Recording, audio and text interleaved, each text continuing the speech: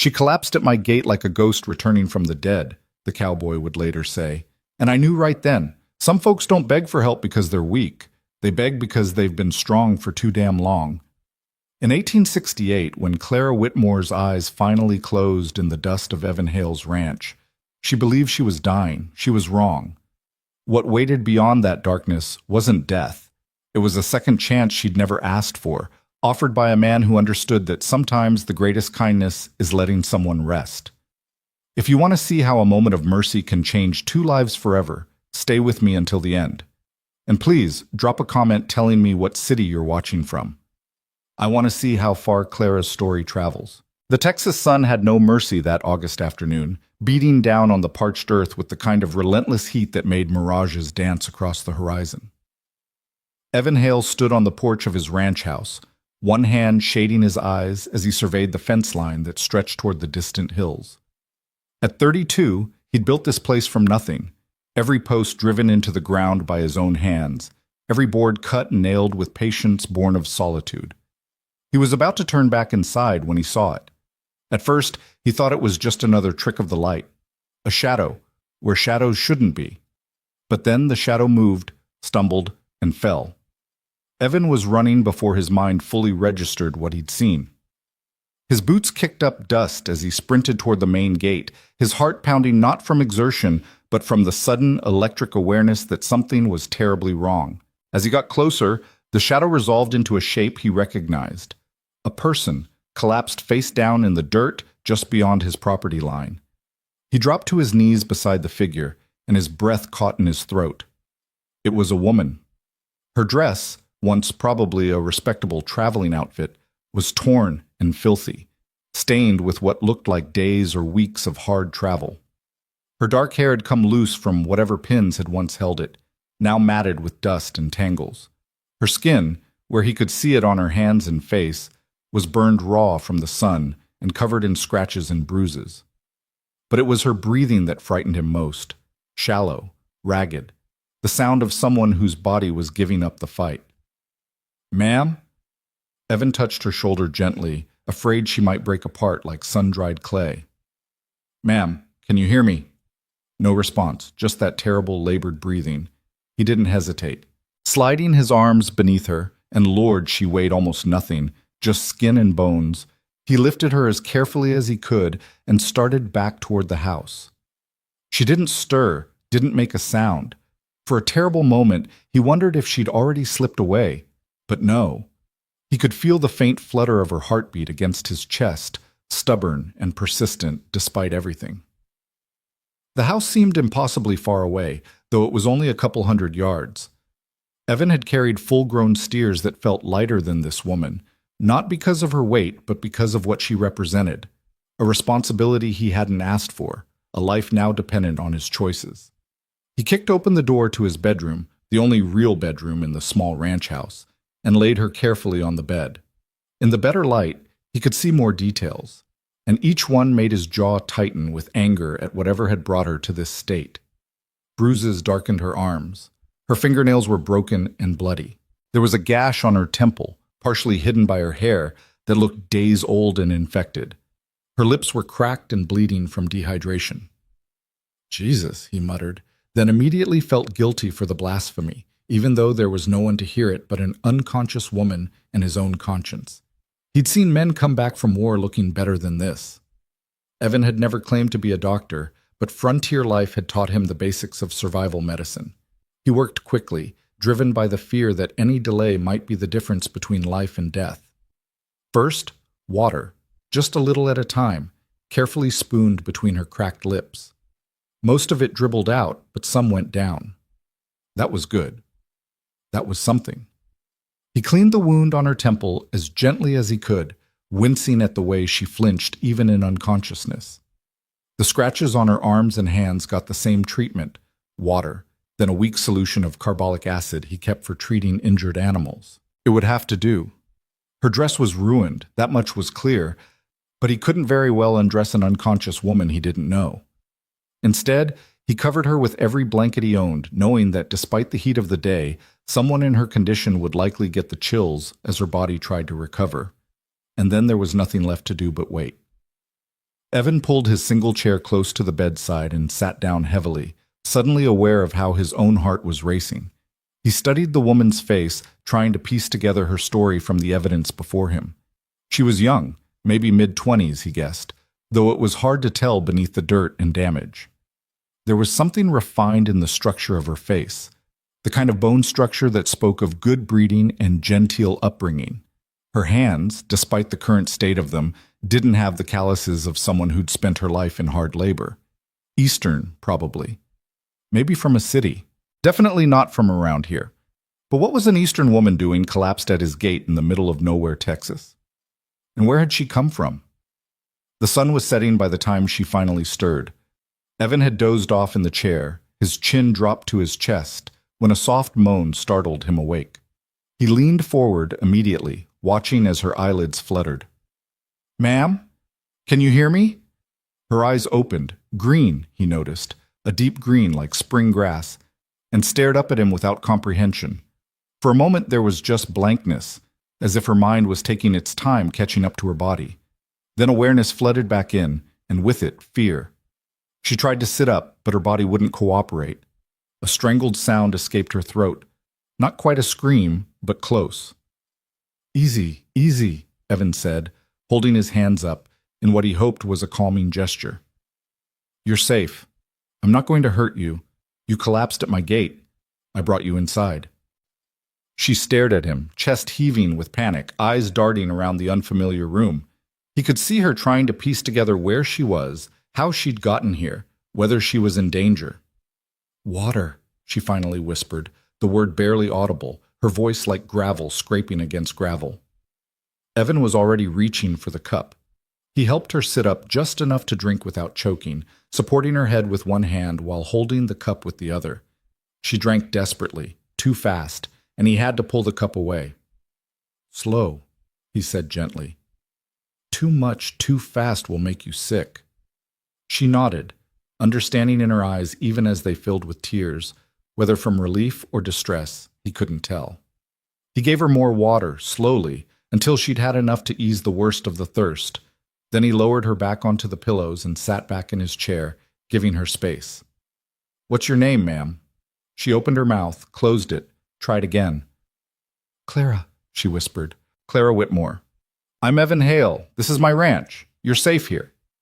Something in those words, "you're safe here," broke whatever dam she'd been holding inside. Tears spilled down her cheeks, and her whole body began to shake with silent sobs. Evan felt helpless, watching her cry, wanting to comfort her but knowing that any touch from a strange man might make things worse. So he just sat there, present but not imposing, letting her grieve whatever needed to be grieved. It was full dark by the time the crying stopped. Clara lay still, her eyes closed, but Evan could tell she wasn't asleep, just exhausted beyond measure. "I'll let you rest," he said quietly, starting to stand. "No." Her hand shot out, catching his wrist with surprising strength. Her eyes opened, meeting his with an intensity that stopped him cold. "Please, don't leave. I can't be alone right now." Evan settled back into the chair. "I won't go anywhere," he promised. And he didn't. He sat there through the long night while Clara drifted in and out of consciousness, occasionally stirring with nightmares that made her whimper and thrash. Each time he would speak softly, meaningless words of comfort, just sound to anchor her, until she calmed again. By the time dawn light began creeping through the window, Evan had dozed off again, his head tilted back against the wall, one hand resting on the edge of the bed where Clara's fingers were still loosely curled around his wrist. When he woke, she was watching him. "You stayed," she said, and there was wonder in her voice, as if the concept of someone keeping a promise was foreign to her. "Said I would." Clara studied his face for a long moment, and Evan got the sense that she was trying to measure his character, to determine whether she could trust this strange cowboy who'd pulled her back from the edge of death. Whatever she saw must have satisfied her, because she finally spoke again, her voice stronger than the night before, though still weak. "I need to tell you what happened. You don't have to—" "Yes, I do." She struggled to sit up, and this time he helped her, propping pillows behind her back. "You deserve to know what—" what you've gotten yourself into by helping me." Evan pulled the chair closer and sat down, giving her his full attention. Clara took a shaky breath. "I was traveling with a wagon train. We were coming from Missouri, heading to California. There were 12 wagons, maybe 50 people total. My family, my parents, my younger brother, we were in the third wagon." She paused, her hands twisting in the blanket, and Evan could see the effort it took to continue. "We were 5 days out from Fort Griffin when they came. Raiders. I don't know if they were Comanche or just white men dressed like Comanche. It happened so fast, everything was chaos and screaming and—" Her voice broke, but she pushed on, driven by some need to purge the story from her soul. "My father told me to run. He and my brother were fighting, trying to give people time to escape, and my mother was already—" She closed her eyes. She was already gone. My father shouted at me to run, to hide, so I did. I crawled under our wagon, and then I just ran. Into the scrub, into the darkness. I ran until I couldn't breathe, and then I hid." Evan felt his hands clenching into fists, but he kept his voice calm. "How long ago?" "I don't know, maybe 2 weeks, 3? The days all blurred together. I've been walking, hiding during the day when I could, trying to find anything, anyone. But there's just nothing out here. Nothing but emptiness." "You walked for 3 weeks?" Evan couldn't hide his shock. That kind of survival, alone, without provisions, in hostile territory, it was almost impossible. "I found water a few times, a creek, some puddles after a rain, and I—" She looked away, ashamed. "I ate insects, roots, anything I could find. I knew if I stopped, I'd die. So I kept walking." The silence that followed felt heavy with the weight of all she'd endured. Evan found himself revising his entire estimation of this fragile-looking woman. There was steel underneath the bruises and exhaustion, steel that had kept her alive through hell. "I'm sorry," he finally said, knowing how inadequate the words were.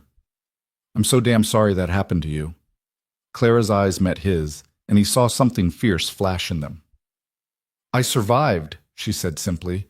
"I don't know why I survived when everyone else, when my family, but I did. And I'm not going to waste that." "No," Evan agreed. "You're not." Over the next few days, Clara slowly regained her strength. Evan moved into the bunkhouse, a small spare room he'd built for hired hands he rarely employed, giving Clara the privacy of the main bedroom. He cooked simple meals and brought them to her on a tray, cornbread and beans, eggs when the chickens were generous, venison from his last hunt. She protested at first, insisting she could come to the table, but he could see how even sitting up exhausted her. Her body needed time to recover from what it had been through. On the third day, he found her trying to stand when he brought in breakfast. She'd made it to her feet, one hand braced against the wall, but her legs were shaking so badly he thought she might collapse. "Whoa there," he said, setting the tray down and moving to steady her. "What are you doing?" "I need to get up," Clara said through gritted teeth. "I can't just lie in bed while you—" Her legs gave out, and Evan caught her, lowering her back to sit on the edge of the bed. "You can and you will," he said firmly. "Clara, you walked for 3 weeks on nothing but bugs and rainwater. Your body has been through a trauma most people wouldn't survive. You need to rest." "I can work," she insisted, and there was desperation in her voice now. "I can cook, clean, mend. I'm not useless. I can earn my keep. Please, I can't just—" "No." The single word, spoken quietly but with absolute finality, stopped her mid-sentence. Evan knelt down so he was at her eye level, his hands still steadying her shoulders. "Listen to me. You don't have to earn anything. You don't owe me. I don't keep a ledger of kindness, Clara. You're here because you need to be, and that's enough." "But I can't just take advantage of—" "You're not taking advantage. You're recovering. There's a difference." He stood up, running a hand through his hair in frustration, not at her, but at whatever had taught her that accepting help meant being weak. "When you're strong enough, if you want to help around the place, fine. But right now your only job is to heal. You understand me?" Clara looked up at him, her eyes swimming with tears again. "Why are you being so kind to me?" The question caught him off guard. Why was he? He'd lived alone for 6 years, preferring solitude to the complications of society. He could have taken her to Fort Griffin, left her with the army doctor, washed his hands of the responsibility. But standing there, looking at this woman who'd survived the unsurvivable, who'd kept walking when any reasonable person would have laid down and died, he knew he couldn't have done anything else. "Because someone should be," he said finally. "Because you've been through hell, and you deserve a moment of peace, because—" He paused, searching for words. "Because it's the right thing to do, that's all." Clara nodded slowly, wiping her eyes. "Okay," she whispered. "Okay, I'll rest. But Evan?" "Yeah?" "Thank you. I know I keep saying it, but thank you. You don't have to keep saying it. Just get better." A week passed, then 2. Clara grew stronger day by day, the color returning to her cheeks, the worst of the bruises fading to yellow and green before disappearing entirely. The gash on her temple healed cleanly, leaving a small scar that she would sometimes touch absently, as if reminding herself of how far she'd come. True to his word, Evan didn't push her to do anything. He kept cooking, kept cleaning, kept maintaining the ranch while Clara rested.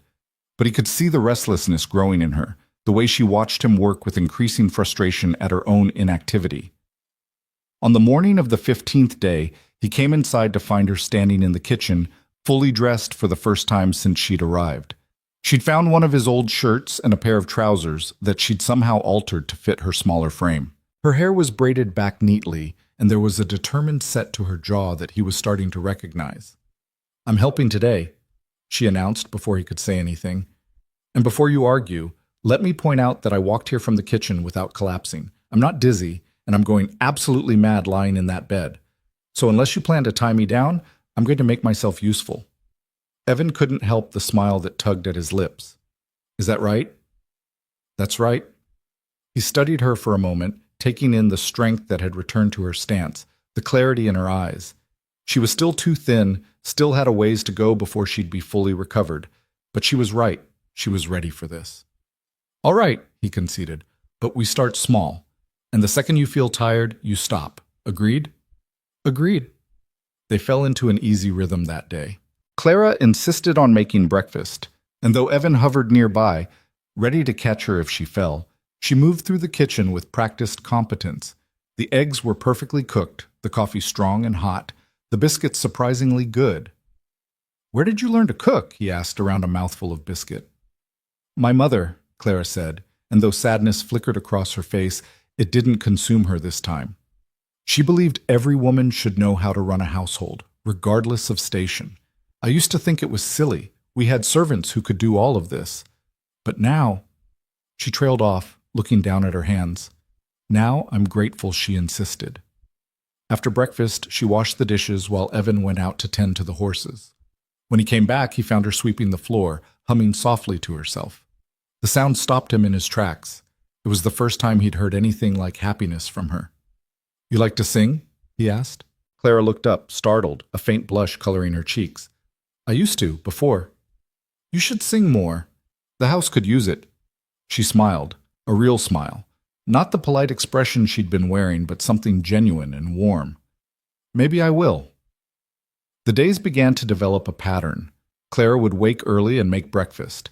Evan would handle the heavy ranch work, mending fences, working with the horses, checking on the small herd of cattle he ran.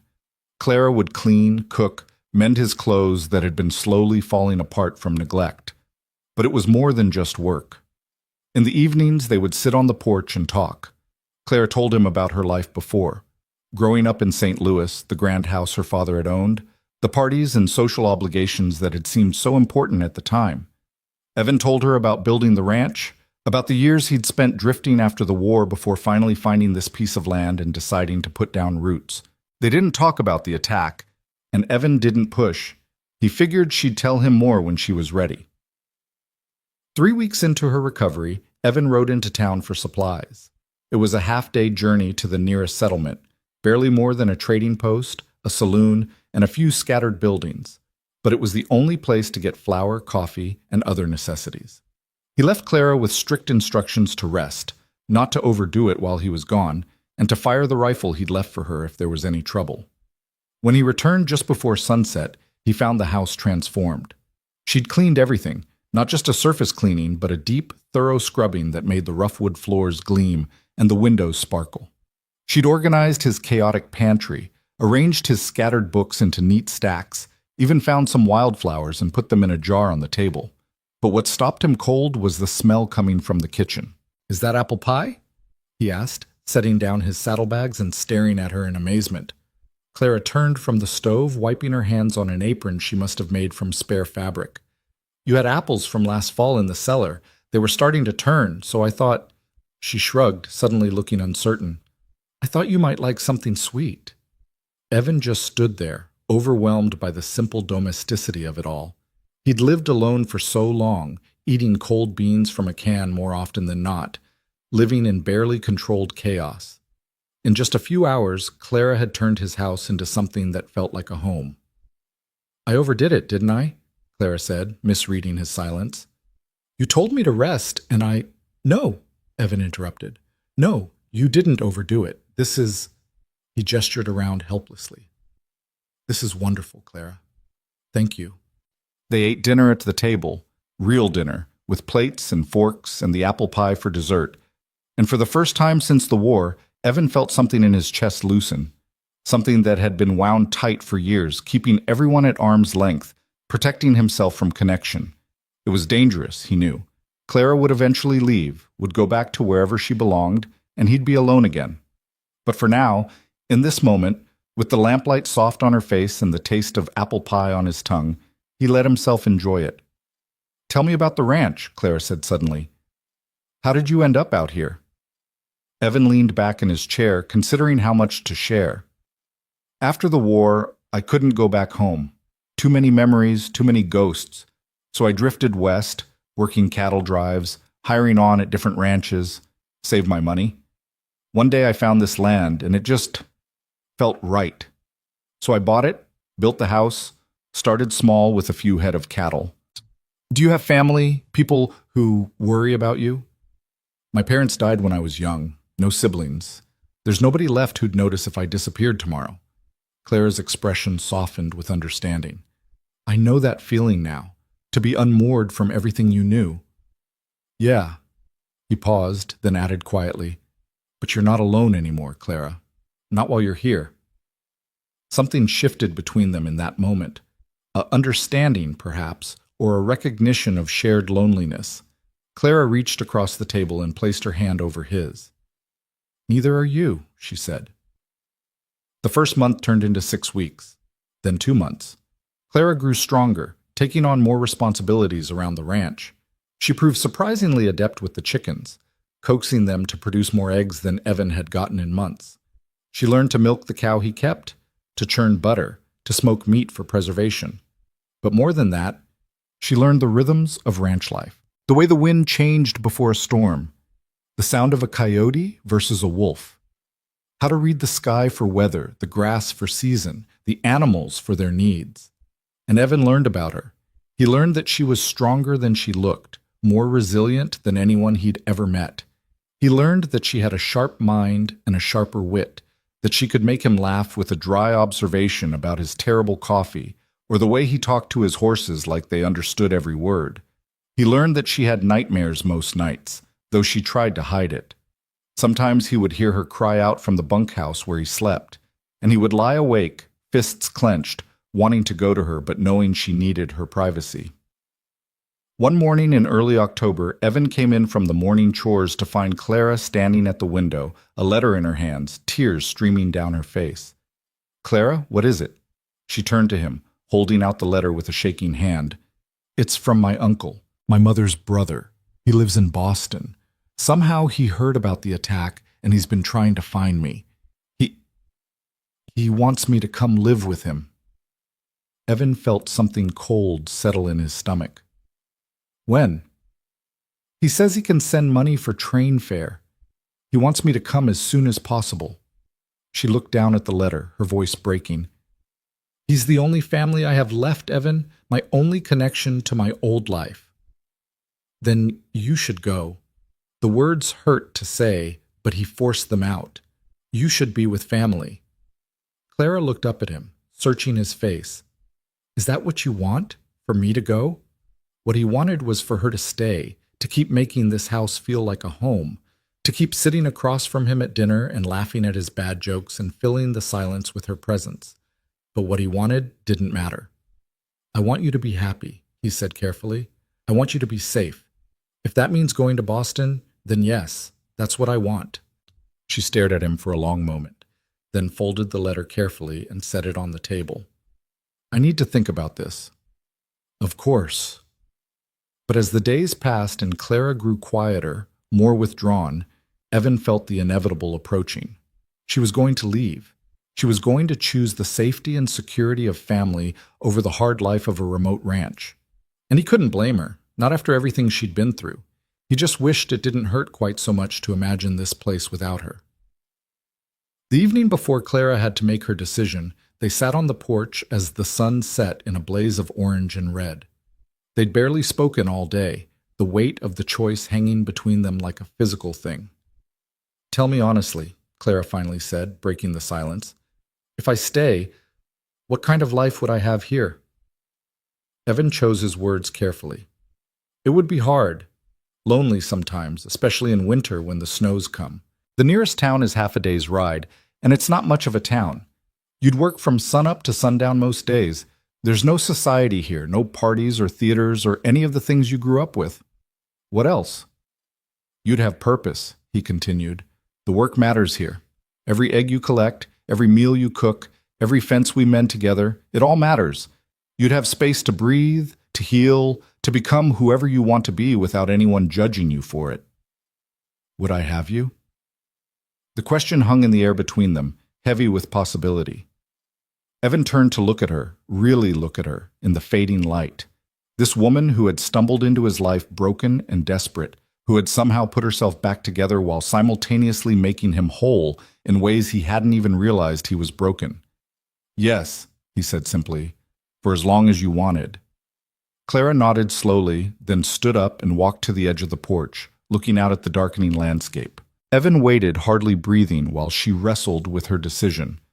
Finally, she turned back to face him. "I'm going to write to my uncle tomorrow," she said, and Evan felt his heart sink. But then she continued, "I'm going to thank him for his generous offer, and I'm going to tell him that I've found a home here, that I've found a life worth living, and a man worth building it with." Evan stood slowly, afraid to believe what he was hearing. "You're staying?" "I'm staying," Clara confirmed, and the smile that broke across her face was like sunrise after the longest night. "If you'll have me." He crossed the porch in 3 strides and pulled her into his arms, holding her tight against his chest. She wrapped her arms around him and held on just as fiercely, both of them anchoring themselves to this moment, this choice, this beginning. "I'll have you," Evan whispered into her hair. "For as long as you'll stay, I'll have you." They stood there as full darkness fell, 2 survivors who had found each other against all odds, holding on to the promise of something neither of them had dared to hope for, a future built not on obligation or necessity, but on freely given choice and the quiet certainty that sometimes the best homes are the ones we build ourselves. The letter to Clara's uncle was written the next morning, her hand steady as she formed the words that would seal her decision. Evan watched from across the table, pretending to read a week-old newspaper while his eyes kept drifting to her bent head, the way morning light caught in her dark hair. When she finished, she folded the letter carefully, sealed it with wax, and set it aside with a finality that made something in Evan's chest settle. "That's done then," she said quietly. "Any regrets?" Clara met his eyes directly. "Not a single one." But if Evan had expected their relationship to shift immediately into something more, he was mistaken. Clara seemed content to let things unfold naturally, and he found himself grateful for the patience. They'd both survived too much to rush into something neither fully understood yet. Instead, they fell into a deeper rhythm together, one that felt less like guest and host, and more like partners building something permanent. The first real test came 2 weeks later when the autumn rains started. Not the gentle showers that blessed the earth and moved on, but the kind of relentless downpour that turned the ground to mud and threatened to wash away everything that wasn't secured. Evan woke before dawn to the sound of water hammering on the roof and knew immediately they were in trouble. He found Clara already in the kitchen, fully dressed and lacing up her boots. She'd clearly heard it too. The east pasture, Evan said without preamble. There's a gully that runs through it. If this keeps up, it'll flood and we'll lose the fence line. Maybe some cattle too. What do we need to do? We need to move the herd to higher ground before that gully becomes a river. He grabbed his rain slicker from the peg by the door, then hesitated. Clara, this is going to be rough. Cold, wet, dangerous. You don't have to... Don't. She cut him off, her voice firm. Don't start treating me like I'm fragile again. I can help. Tell me what to do. Something fierce and proud swelled in Evan's chest. He nodded once, then grabbed a second rain slicker, one of his old ones that would be too big for her but would keep her mostly dry. All right then, let's move. They rode out into the storm together, the rain so heavy it was like riding through a waterfall. Clara handled her horse, a gentle mare named Daisy that Evan had given her to use, with more confidence than he'd expected. She'd been practicing while he worked, he realized, learning to ride properly instead of just sitting astride. The cattle were already nervous, bunched together near the fence line closest to the rising water. Evan could see the gully in the distance, already swollen and angry, pushing against its banks. We need to push them west, he shouted over the rain, toward the high ground near the house. You take the left flank, I'll take the right. Just keep them moving in the right direction. Clara nodded and moved into position without hesitation. What followed was 2 hours of brutal, exhausting work. The cattle didn't want to move, spooked by the storm and stubborn in the way that only cattle could be. Clara rode back and forth along her flank, calling out to the animals, using her presence to guide them where they needed to go. Evan watched her when he could, marveling at her determination. She was soaked through within minutes, her hair plastered to her head, but she never faltered. When one of the steers broke from the group and tried to bolt back toward the flooding gully, she wheeled Daisy around and cut it off, driving it back with the others. By the time they got the herd to safety, both of them were shaking with cold and exhaustion. But the cattle were secure on high ground, and the fence line could be repaired once the storm passed. They rode back to the house in silence, too tired for words. Evan took care of the horses while Clara went inside to change. When he finally made it in, she had the fire roaring and coffee brewing. She'd changed into dry clothes and had laid out dry things for him too. Thank you, he said, taking the coffee she offered with hands that were still trembling slightly from the cold. For what? For not giving up out there. For being stronger than I gave you credit for. Clara wrapped her hands around her own cup, steam rising between them. I told you I wasn't fragile. I just needed time to remember who I was before everything happened, before I became just a survivor. And who are you? She considered the question seriously. I'm still figuring that out, but I know I'm someone who doesn't run from hard work, someone who keeps her promises, someone who's building a life worth living. I like that person, Evan said quietly. So do I, finally. The weeks that followed brought more challenges. A section of roof needed repair before winter came in earnest. One of the horses threw a shoe and came up lame, requiring careful nursing.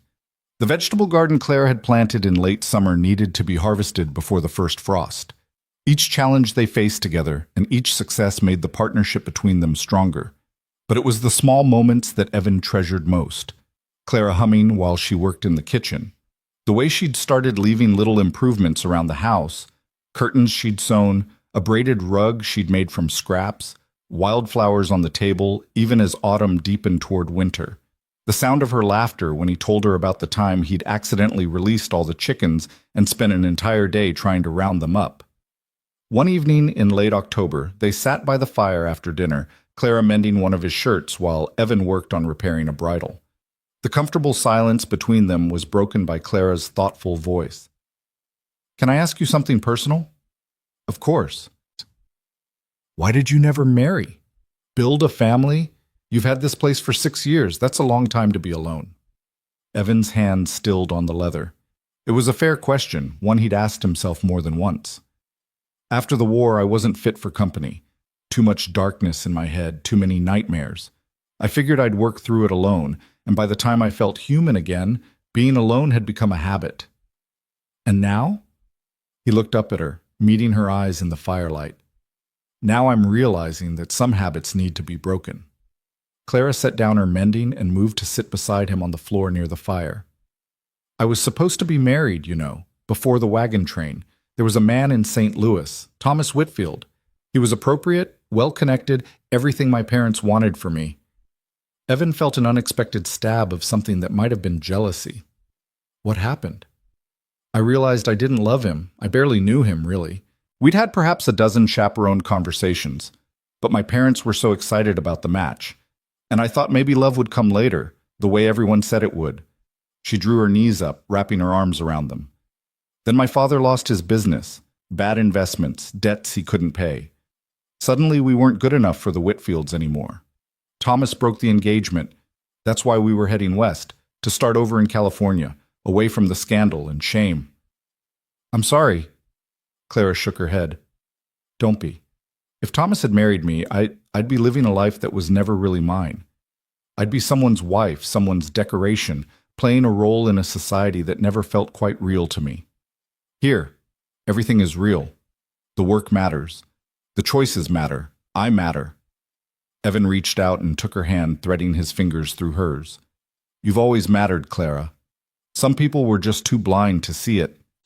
She leaned her head against his shoulder, and they sat like that for a long time, watching the fire burn down to embers, neither one wanting to break the moment by moving.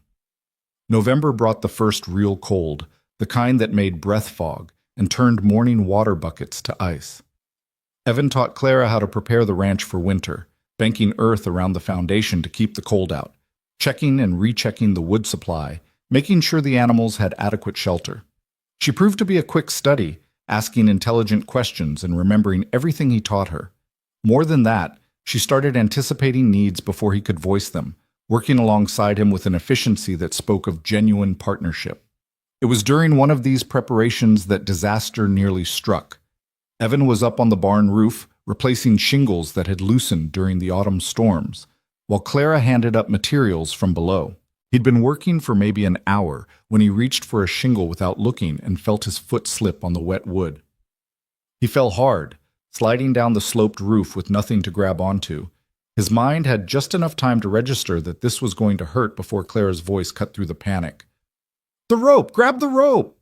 He twisted, saw the safety line he'd rigged that morning. At Clara's insistence, he remembered now, and caught it with both hands.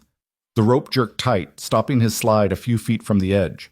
For a moment he just hung there, heart hammering, looking down at the ground that would have broken bones if not for Clara's foresight. Don't move! Clara was already climbing up, moving carefully but quickly across the roof until she reached him. Together they worked him back to the ladder and down to solid ground. Evan's hands were shaking as he stood there, processing how close that had been. Clara's face was pale but set with determination.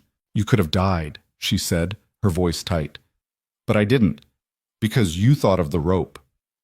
Because I've already lost everyone I loved once. I'm not doing it again. The words came out fierce and raw, and Evan realized this was the first time she'd said it out loud, that she loved him. He pulled her close, holding her tight against him. I'm not going anywhere, he promised. Not if I can help it. You can't promise that. Life doesn't work that way. No, he agreed. But I can promise to be as careful as possible, to listen when you tell me to rig a safety rope, to not take stupid risks just because I've always done things alone. Clara pulled back just enough to look up at him. I'm holding you to that. I know you will. That night, something shifted again. After dinner, as Clara stood to clear the dishes, Evan caught her hand. Stay, he said simply. Sit with me a while. She settled beside him at the table, and he found himself telling her things he'd never told anyone. About the war, not the glory that people imagined, but the mud and blood and fear. About the friends he'd lost, the choices he'd had to make, the weight of survival when so many hadn't survived. Clara listened without judgment, her hand steady in his, and when he finally ran out of words, she shared her own darkness in return. The sounds of the attack that still woke her at night, the guilt of surviving when her family hadn't, the fear that she'd never feel truly safe again. But I do feel safe here, she added quietly. With you, That's why I stayed. I'm glad you did. I don't think I realized how alone I was until you showed me what it felt like not to be. They talked long into the night, the lamp burning low, building a foundation of honesty and shared pain that was stronger than any built on pretense or romance alone. December arrived with snow that blanketed the ranch in white silence. Clara had never experienced a real winter, and despite the hardship it brought, Evan couldn't help but smile at her wonder when she saw the landscape transformed overnight. "It's beautiful," she breathed, standing at the window with her hands pressed against the cold glass. "It's dangerous," Evan corrected, but gently. "Beautiful, yes, but we need to be prepared. The next town supply run needs to happen soon before the roads become impassable." "Then let's go together." Evan hesitated. He'd been making the supply runs alone for years, and the journey with snow coming could be treacherous. But he also understood what she was asking, to be included, to be trusted as a full partner in this life they were building. "All right," he agreed. "We'll go tomorrow if the weather holds." They set out before dawn, the wagon packed with items to trade: eggs, smoked meat, butter Clara had churned. The journey that took half a day in summer took nearly a full day in winter, the wagon moving slowly through snow-covered ruts. Clara handled the cold better than Evan expected, wrapped in layers and blankets, her face bright with interest as they traveled. She asked questions about the land, the history of the area, the other ranchers they might encounter. Evan found himself seeing the familiar landscape through her eyes, rediscovering details he'd stopped noticing years ago. When they finally reached the trading post, Clara's presence caused a stir. The settlement was small enough that everyone knew everyone, and a new face, especially a woman's face, was noteworthy. Martha Sullivan, who ran the trading post with her husband, descended on them immediately. She was a stout woman in her 50s with sharp eyes that missed nothing and a heart bigger than Texas. "Evan Hale, you've been holding out on us," she declared, looking Clara up and down with frank curiosity. "Who's this?" "Martha, this is Clara Whitmore. She's been staying at the ranch. Clara, Martha Sullivan knows everything that happens within 100 miles. "Don't believe a word he says," Martha said, but she was smiling. "Though in this case he's not wrong. Come inside, dear, before you freeze. And Evan, you look half-starved as usual. When are you going to learn to cook a proper meal?" Clara and Martha disappeared into the trading post, leaving Evan to handle the wagon with Martha's husband, George. The older man gave him a knowing look. "That's quite a woman you've got there, Evan." "She's not... We're not..." Evan trailed off, realizing he didn't know how to explain their relationship. What were they? Friends? Partners? Something more that neither had been brave enough to name? George chuckled. "Whatever you say, but a word of advice from an old married man. Don't wait too long to figure it out. Good women don't stay unattached forever, especially out here where they're scarce as hen's teeth." Inside, Clara was being interrogated by Martha with the kind of gentle ruthlessness that only well-meaning older women could achieve. Evan could hear snippets of conversation as he brought in supplies. "Wagon train attack, you poor thing. All alone for 3 weeks? You're a miracle. And Evan just took you in? Well, I'll be. That man's got more heart than he lets on." When Evan finally joined them, he found Clara laughing at something Martha had said, looking more relaxed than he'd seen her in weeks. Martha had clearly decided Clara was worth approving of, which meant the whole settlement would know about her by tomorrow and would generally be welcoming. They traded their goods for flour, sugar, coffee, and other necessities, plus some luxuries Martha insisted on including: real tea, a bar of good soap, even a jar of honey. "For the holidays," she said firmly when Evan tried to protest the generosity. On the ride home, as twilight painted the snow blue and purple, Clara was quiet in a thoughtful way. "What are you thinking about?" Evan asked. "Martha asked me if I was planning to stay. At the ranch, I mean, long term." "What did you tell her?" "I told her yes, and she said..." Clara paused, seeming to choose her words carefully. "She said it was good that you finally had someone, that you'd been alone too long and it had worried her. She said you needed someone to remind you to live, not just survive." Evan was quiet for a moment, watching the horse's breath fog in the cold air. "She's not wrong. That's what I'd been doing, just surviving day after day until surviving was all I knew how to do. And now? Now I'm learning that there's more to life than just getting through it. You taught me that. Clara shifted closer to him on the wagon seat, and without thinking about it, Evan put his arm around her shoulders. She leaned into him, and they rode the rest of the way in comfortable silence, two people moving towards something they could both finally see taking shape. The week before Christmas, Evan rode out to check on a section of fence in the north pasture. Clara had wanted to come, but they'd decided someone should stay at the ranch to keep the fires going and the animals fed. He expected to be gone maybe 3 hours. He was gone for 10. It started with a fence that was more damaged than he'd thought, requiring extensive repair. Then one of the cows had wandered farther than expected, requiring tracking and retrieval. By the time he started back, the sun was setting and the temperature was dropping fast. He pushed the horse harder than he should have, worried about Clara alone at the ranch as darkness fell. When he finally rode into the yard, he found every lamp in the house burning, and Clara standing on the porch, wrapped in a shawl, her face tight with worry. "Where were you?" she demanded as he dismounted. "You said 3 hours. It's been 10. I thought—" Her voice broke. "I thought something had happened to you." Evan climbed the porch steps and took her cold hands in his.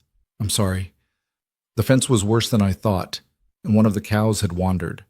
I should have come back and told you I'd be longer." "Yes, you should have." There were tears in her eyes now. "Do you have any idea what it's like to wait and wonder? To imagine finding you frozen somewhere, or thrown from your horse, or attacked by wolves, or any of 100 other horrible things?"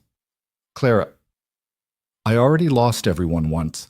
I won't survive losing you too." The tears spilled over. "So you need to promise me. Promise me you'll be careful, that you'll come back, that you won't make me sit here wondering if I'm about to be alone again." Evan pulled her into his arms, feeling her shake against him. "I promise. I'm sorry I scared you. I'll be more careful, more thoughtful. I promise." They stood there on the porch, holding each other as the temperature dropped and the stars came out, and Evan realized something that had probably been true for weeks, but that he was only now brave enough to acknowledge. He was in love with her. Completely, irrevocably in love with this strong, stubborn, beautiful woman who had crashed into his solitary life and made him want things he'd given up on years ago. But he didn't say it. Not yet. Clara had been through too much, lost too much, to hear those words from a place of fear and relief. When he told her, it would be from a place of certainty and strength, not because she'd been worried about him. Inside, Clara had prepared dinner, a venison stew that filled the house with warmth and rich smells. They ate in companionable silence, the earlier tension easing into something gentler. "Martha invited us to their Christmas gathering," Clara said as she cleared the dishes. "A few families from the surrounding ranches get together. She said it's nothing fancy, but there's food and music and company. Do you want to go?" Clara hesitated. "I don't know. Part of me wants to meet people, to feel like part of a community again. But part of me is afraid. Of the questions, the sympathy, the way people look at survivors." Evan understood that. "We don't have to decide now. Think about it. If you want to go, we'll go. If you'd rather stay here, that's fine too." But as Christmas approached, Evan could see Clara wavering toward yes. She'd started baking extra bread, making preserves, all the things someone would bring to a gathering. And on Christmas Eve morning, she came to him with determination in her eyes. "I want to go. I want to stop hiding from life because I'm afraid of what people might think. And I want—" She paused, then continued more quietly. "I want people to see us together, to see that I'm not just some charity case you took in, but someone who belongs here, with you." "You do belong here," Evan said firmly. "Anyone who meets you will see that." They arrived at the Sullivans' place just after noon, the wagon loaded with Clara's contributions. The house was full of people, ranchers and their families, shopkeepers, the few others who made up the scattered community. Children ran underfoot, and the smell of cooking filled the air with promise. Martha welcomed them like family, immediately drawing Clara into the group of women organizing food while the men gathered around the fire, drinking coffee and trading stories. Evan found himself watching Clara across the room, seeing how she smiled and laughed, how she held her own in conversation, how she'd bloomed in the months since she'd arrived at his gate, more dead than alive. George Sullivan appeared at his elbow, following his gaze. "You've got it bad, son." "What?" "Don't play dumb. You look at that woman the way I looked at Martha 40 years ago. Question is, what are you going to do about it?" "I don't know," Evan admitted. "Everything happened so fast. Her arriving, getting better, deciding to stay. I don't want to push her into something she's not ready for." "Have you asked her what she's ready for? Or are you just assuming?" Evan opened his mouth to respond, then closed it again. George had a point.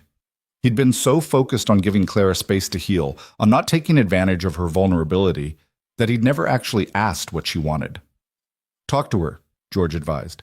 "Life's too short and uncertain out here to waste time on assumptions. Trust me on that."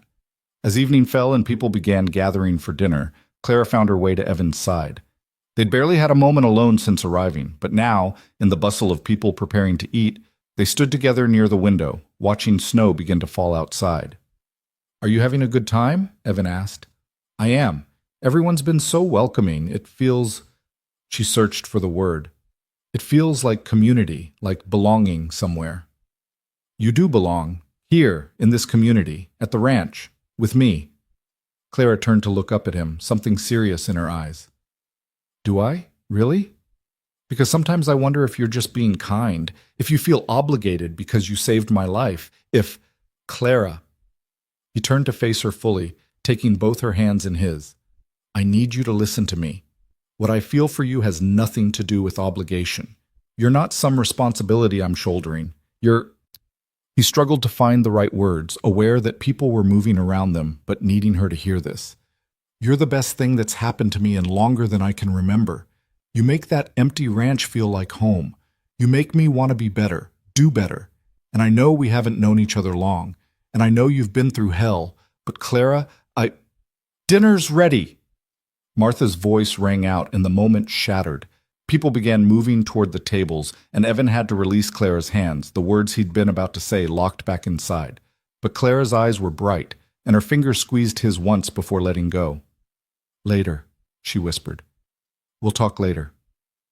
Later came after dinner, after the music and dancing, after they'd said their goodbyes and climbed back into the wagon for the long ride home. The snow had picked up, falling thick and fast, but the horses knew the way even when the path was obscured. Clara sat close to Evan, sharing the blankets and warmth, and after a while she spoke into the quiet night. "What were you going to say?" Before Martha interrupted, Evan kept his eyes on the road ahead, gathering his courage. "I was going to say that I love you, that I'm in love with you, have been for weeks now, maybe from the moment you looked at me with those fierce eyes and insisted you could work. I know it's fast, and I know you might not feel the same way, and that's all right. But you needed to know. You needed to know that when I ask you to stay, it's not charity or kindness. It's love." For a long moment, Clara was silent, and Evan felt his heart hammering against his ribs. Then she laughed, a soft, joyful sound that cut through the falling snow. "You really are terrible at timing, aren't you? First you almost confess in the middle of a Christmas party. Now you're telling me you love me while driving a wagon through a snowstorm." "I'm sorry, Don't be sorry. I love you too, Evan Hale. I think I have since you refused to let me work and told me my only job was to heal. Since you sat beside my bed all night because I was afraid to be alone. Since you showed me that kindness doesn't have to come with conditions." Evan pulled the wagon to a stop right there in the middle of the snowy road. He turned to Clara, cupping her face in his cold hands, and kissed her. She kissed him back, and it was sweet and right, and felt like coming home after a long journey. When they finally pulled apart, both of them were smiling, snowflakes catching in their hair and on their eyelashes. "So what happens now?" Clara asked. "Now we go home," Evan said simply. "And we build the life we both want. Together." They rode the rest of the way through the snow with Clara nestled against Evan's side. Both of them quiet but content, knowing that they'd turned a corner that couldn't be turned back. The ranch appeared through the white curtain of falling snow, lights they'd left burning welcoming them home, and Evan felt a swell of gratitude for the woman beside him and the life they were creating together. Winter deepened around them, but inside the ranch house, warmth bloomed in ways that had nothing to do with the fire crackling in the hearth. The The confession of love had changed something fundamental between Clara and Evan, stripping away the last vestiges of formality and hesitation. They moved through their days with an ease that felt both brand new and ancient, as if they'd been doing this dance for years instead of months. January brought the hardest cold Evan had seen in years, the kind that froze water solid within minutes and made every breath burn in the lungs. They worked together to keep the animals alive and the house warm, their partnership tested by the relentless weather and emerging stronger for it. It was during one of those brutal cold snaps, as they huddled close to the fire after a long day of breaking ice and hauling feed, that Clara asked the question that had been building between them for weeks. "When are you going to ask me to marry you?" Evan nearly choked on his coffee. "I'm sorry, what?" Clara's eyes sparkled with amusement and challenge. "You heard me. We've confessed we love each other. We're living together, working together, building a life together. The only thing we haven't done is make it official. So when are you going to ask?" "I didn't think you'd want to rush into marriage. After everything with Thomas, after the attack, I thought you'd need time." "I've had time. Months of it, and I know what I want." She set down her own cup and turned to face him fully. "I want this. You, me, the ranch, a future we build together. I want to wake up every morning knowing I chose this life, chose you, and that you chose me back." Evan reached out and tucked a strand of hair behind her ear, his touch gentle. "I did choose you. The moment you opened those green eyes and looked at me like you were deciding whether to trust me or not, I was done for. So ask me." "Right now, like this?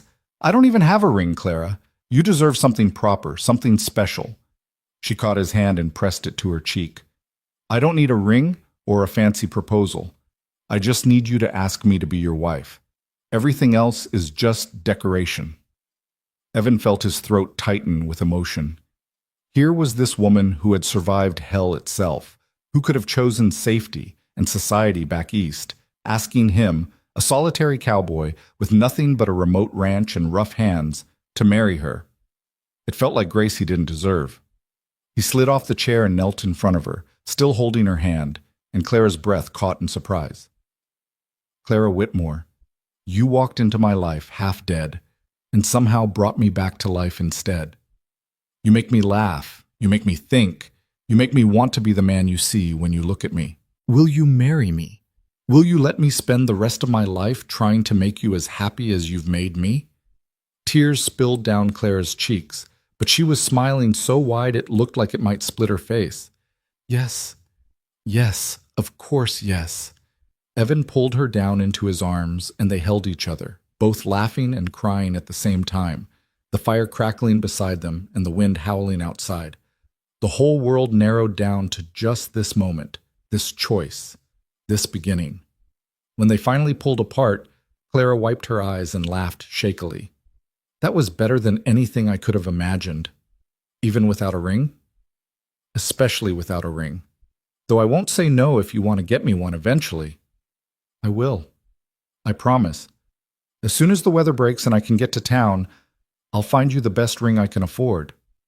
Clara kissed him softly. "I don't need the best. I just need one that means I'm yours and you're mine." They talked late into the night, making plans for their future. A simple wedding, probably at the Sullivans' place since it was the largest building around, and Martha would never forgive them if they didn't let her help. Spring, maybe, when travel was easier and the weather was kinder. Nothing fancy, just the people they'd come to know and care about, witnesses to the promise they were making. But as February arrived with its promise of eventual thaw, something else arrived too. A letter, forwarded through several hands, that found its way to the ranch on a day when the sun finally broke through the clouds and made the snow sparkle like diamonds. Clara brought it in from the mailbox Evan had installed at the road, her face puzzled. "It's from Boston, from my uncle." Evan felt his stomach drop. They'd assumed that matter was settled, that Clara's letter declining his offer had ended the conversation, but apparently not. Clara opened the envelope with trembling fingers and read silently, her expression shifting from confusion to shock to something Evan couldn't quite read. When she finished, she looked up at him with wide eyes. "He's not accepting my decision. He says I'm being foolish, that I'm clearly not thinking straight after the trauma I've experienced. He's He's coming here. He's already left Boston. He'll be here within 2 weeks. What? Evan took the letter from her and read it himself, his jaw tightening with each line. The uncle, Gerald Whitmore, wrote with the absolute certainty of someone who believed he knew what was best for everyone. He dismissed Clara's choice to stay as the confused decision of a traumatized young woman. He insisted she needed to return to civilization, to family, to a proper life. And he was coming personally to fetch her, to see this ranch and this cowboy who had clearly taken advantage of his vulnerable niece. "He thinks you've manipulated me," Clara said, her voice tight with anger. "He thinks I'm too damaged to make my own decisions." Maybe he's right. The words came out before Evan could stop them. Maybe you are making decisions based on trauma, on gratitude for being saved. Maybe... Don't. Clara's voice cut like a whip. Don't you dare finish that sentence. Don't you dare doubt us now, not after everything. I'm not doubting us. I'm doubting myself. Clara, what if he's right? What if you're choosing me because you felt like you had no other choice? Because I was here when you needed someone? Clara stood up, her whole body radiating fury. You think I don't know my own mind? You think I haven't spent months examining my feelings, my choices, my reasons? I'm not some fragile doll who needs a man to tell her what to think. I know that, but nothing. I chose you, Evan, not because you saved me, not because I was grateful or confused or damaged. I chose you because you're a good man who treats me like an equal, because you make me laugh and challenge me to be stronger, because when I imagine my future, you're in every single picture. Her voice broke slightly. Don't let my uncle's letter make you doubt what we both know is true. Evan stood and pulled her close, feeling the tension in her body slowly ease. I'm sorry. You're right. I know you know your own mind. I want to make sure you're choosing this for the right reasons. The right reason is love. That's the only reason that matters. But as the days passed and the uncle's arrival drew closer, Evan couldn't shake the doubts that had taken root. He found himself watching Clara, looking for signs that she was having second thoughts, that maybe the security of family and society was more appealing than the hard life of a frontier ranch. Clara seemed to sense his internal struggle. One evening, as they prepared dinner together, she set down her knife and turned to him. Talk to me. What's going through your head? Evan leaned against the counter, struggling to articulate fears he barely understood himself. What if he offers you things I can't? Security, society, an easier life. What if seeing him reminds you of everything you've lost, everything you gave up to stay here? Then I'll remember why I made that choice in the first place. Clara moved closer, taking his hands. Evan, I'm not going to lie and say the life here is easy. It's not. But it's real. It's mine. And more importantly, it's ours. I don't want easy. I want meaningful. But my uncle is a good man who's worried about me. I understand that, but he doesn't get to make my choices for me. No one does. She squeezed his hands. When he arrives, I'll tell him the same thing I'm telling you now. I'm staying. I'm marrying you. And if he can't accept that, then he'll have to go back to Boston without me. The certainty in her voice should have reassured Evan completely, but he couldn't quite silence the voice in his head that whispered she deserved better than what he could give her. Gerald Whitmore arrived on a Tuesday afternoon in late February, riding in a hired carriage that looked absurdly out of place against the rough landscape. He was a tall man in his late 50s, well-dressed in Eastern style, with silver hair and the kind of bearing that came from a lifetime of authority and respect. Evan and Clara stood on the porch as the carriage pulled up, Clara's hand tight in Evan's, her chin raised in defiance. Gerald stepped down from the carriage, his eyes sweeping over the ranch with barely concealed distaste before landing on Clara. His expression immediately softened. Clara, my dear girl, thank heavens I found you. Clara released Evan's hand and moved forward, but not to embrace her uncle as he clearly expected. Uncle Gerald, this is an unexpected visit. Unexpected? I wrote you I was coming. You wrote that you were coming to take me back to Boston. Those are very different things. Clara gestured to Evan. Uncle Gerald, this is Evan Hale. He owns this ranch. Evan, my uncle, Gerald Whitmore. The two men shook hands, Gerald's grip firm and assessing, clearly trying to take Evan's measure. Evan stood his ground, meeting the older man's eyes steadily.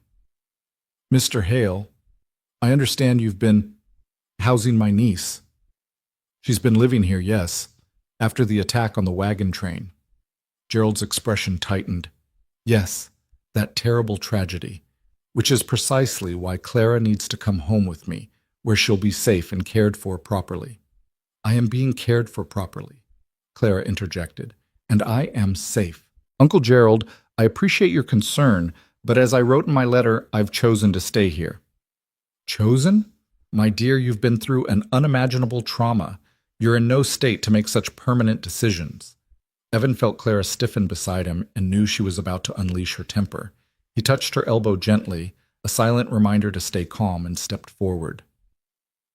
"Mr. Whitmore, I understand this must be difficult, but your niece has been here for 6 months. She's not the traumatized woman who collapsed at my gate. She's strong, capable, and very much in her right mind." Gerald's eyes narrowed. "And how convenient for you, isn't it? A beautiful young woman, alone and vulnerable, arriving at your doorstep. Tell me, Mr. Hale, what exactly are your intentions toward my niece?" "My intentions are to marry her, sir, with her consent and blessing, which I already have." The silence that followed was deafening. Gerald stared at Evan, then at Clara, his face cycling through shock, disbelief, and anger. "Absolutely not. Clara, you cannot possibly be serious about marrying this cowboy." "This cowboy," Clara said coldly, "saved my life. He gave me shelter when I had nowhere else to go, asked nothing in return, and treated me with more respect than any man in Boston society ever did. So yes, Uncle Gerald, I am absolutely serious about marrying him." "You're making a mistake. You're throwing away your future out of some misguided sense of gratitude." "I'm creating my future. There's a difference." Gerald turned away from them both, clearly struggling to control his temper. When he spoke again, his voice was quieter, but no less intense. "Clara, please. Think about what you're giving up. In Boston, I can provide for you. A proper home, society, opportunities. You could meet suitable men of your own class and education." "I don't want men of my own class. I want Evan." "You want him now, perhaps. But what about in 5 years, 10? When the novelty of this rustic life wears off and you realize what you've sacrificed?" Clara's laugh was sharp and bitter. "Novelty? Uncle Gerald, I've hauled water in freezing temperatures, birthed a calf with my own hands, and lived through a blizzard that nearly killed us both. There's nothing novel about this life. It's hard work every single day. But it's my work, my choice, my life." "Then you're a fool." The word hung in the air like a slap. Evan took a step forward, anger flaring hot in his chest, but Clara's hand on his arm stopped him. "Perhaps I am," Clara said quietly. "But I'd rather be a fool who chose her own path than a wise woman who let others choose for her." Gerald looked at his niece for a long moment, something like grief passing over his features. "Your mother would be heartbroken to see what you've become." It was a low blow, and everyone knew it. Clara went pale, but her voice remained steady. "My mother would want me to be happy. And I am happy here, Uncle Gerald, more happy than I ever was in St. Louis, playing at being someone I wasn't." "I don't believe that." "Then stay," Clara challenged. "Stay for a few days, see how we live, see who I've become. And then, if you still think I'm making a mistake, I'll listen to whatever you have to say. But you have to actually see my life here before you judge it." Gerald looked like he wanted to refuse, but Clara's steady gaze and reasonable tone left him little choice. "Fine. I'll stay 3 days, but I'm warning you, Clara, nothing I see here is going to change my mind." "We'll see about that." The next 3 days were among the most tense Evan had ever experienced. Gerald stayed in the spare room, the one Evan had been using as a bunkhouse, and spent his time observing everything with a critical eye that missed nothing. He watched Clara work in the kitchen, tended the animals, mended clothes. He watched Evan repair fence, break ice from the water troughs, maintain the property. And he watched the two of them together, the easy communication, the partnership, the small touches and shared glances that spoke of deep affection. On the second evening, after dinner, Gerald surprised them both by asking to speak with Evan privately. Clara looked worried, but Evan nodded and followed the older man out to the porch. They stood in silence for a moment, looking out at the snow-covered landscape painted silver by moonlight. Finally, Gerald spoke. I can see that you care for her. That much is obvious. I love her, sir. More than I thought I could love anyone. Love isn't always enough. Clara comes from a refined background. She's educated, cultured, used to society and comfort. What can you offer her here? A hard life, isolation, constant struggle? Evan chose his words carefully. I can offer her purpose, freedom to be herself without judgment, a partnership where her contributions matter and her voice is heard. And yes, love, the kind that doesn't try to change her or fit her into some mold of what a woman should be. Gerald was quiet for a long moment. She told me you refused to let her work when she first arrived, that you insisted she rest and recover without earning her keep. Yes, sir. That shows character. Most men would have taken advantage of a vulnerable woman in their debt. Clara was never in my debt. She didn't owe me anything. And that, Gerald said thoughtfully, is precisely what she's been trying to tell me. He turned to look at Evan directly. I came here expecting to find her being manipulated or coerced. I expected to find a man taking advantage of my traumatized niece. And what did you find instead? I found a woman who's stronger than I gave her credit for. A woman who's found something I'm not sure I can argue against, no matter how much I might want to. Gerald sighed heavily. She's happy here. I didn't want to see it, but she is. She smiles more in one evening with you than she did in 6 months in St. Louis before the journey west. Evan felt some of the tension in his chest ease. So you'll accept our marriage? I didn't say that. Gerald's voice was sharp again. I said I can see she's happy, but happiness and wisdom aren't always the same thing. This life is hard, Mr. Hale. What happens when the hardship becomes too much? When the isolation drives her mad? When she realizes what she's given up? Then I'll support her in whatever decision she makes. I won't hold her here against her will.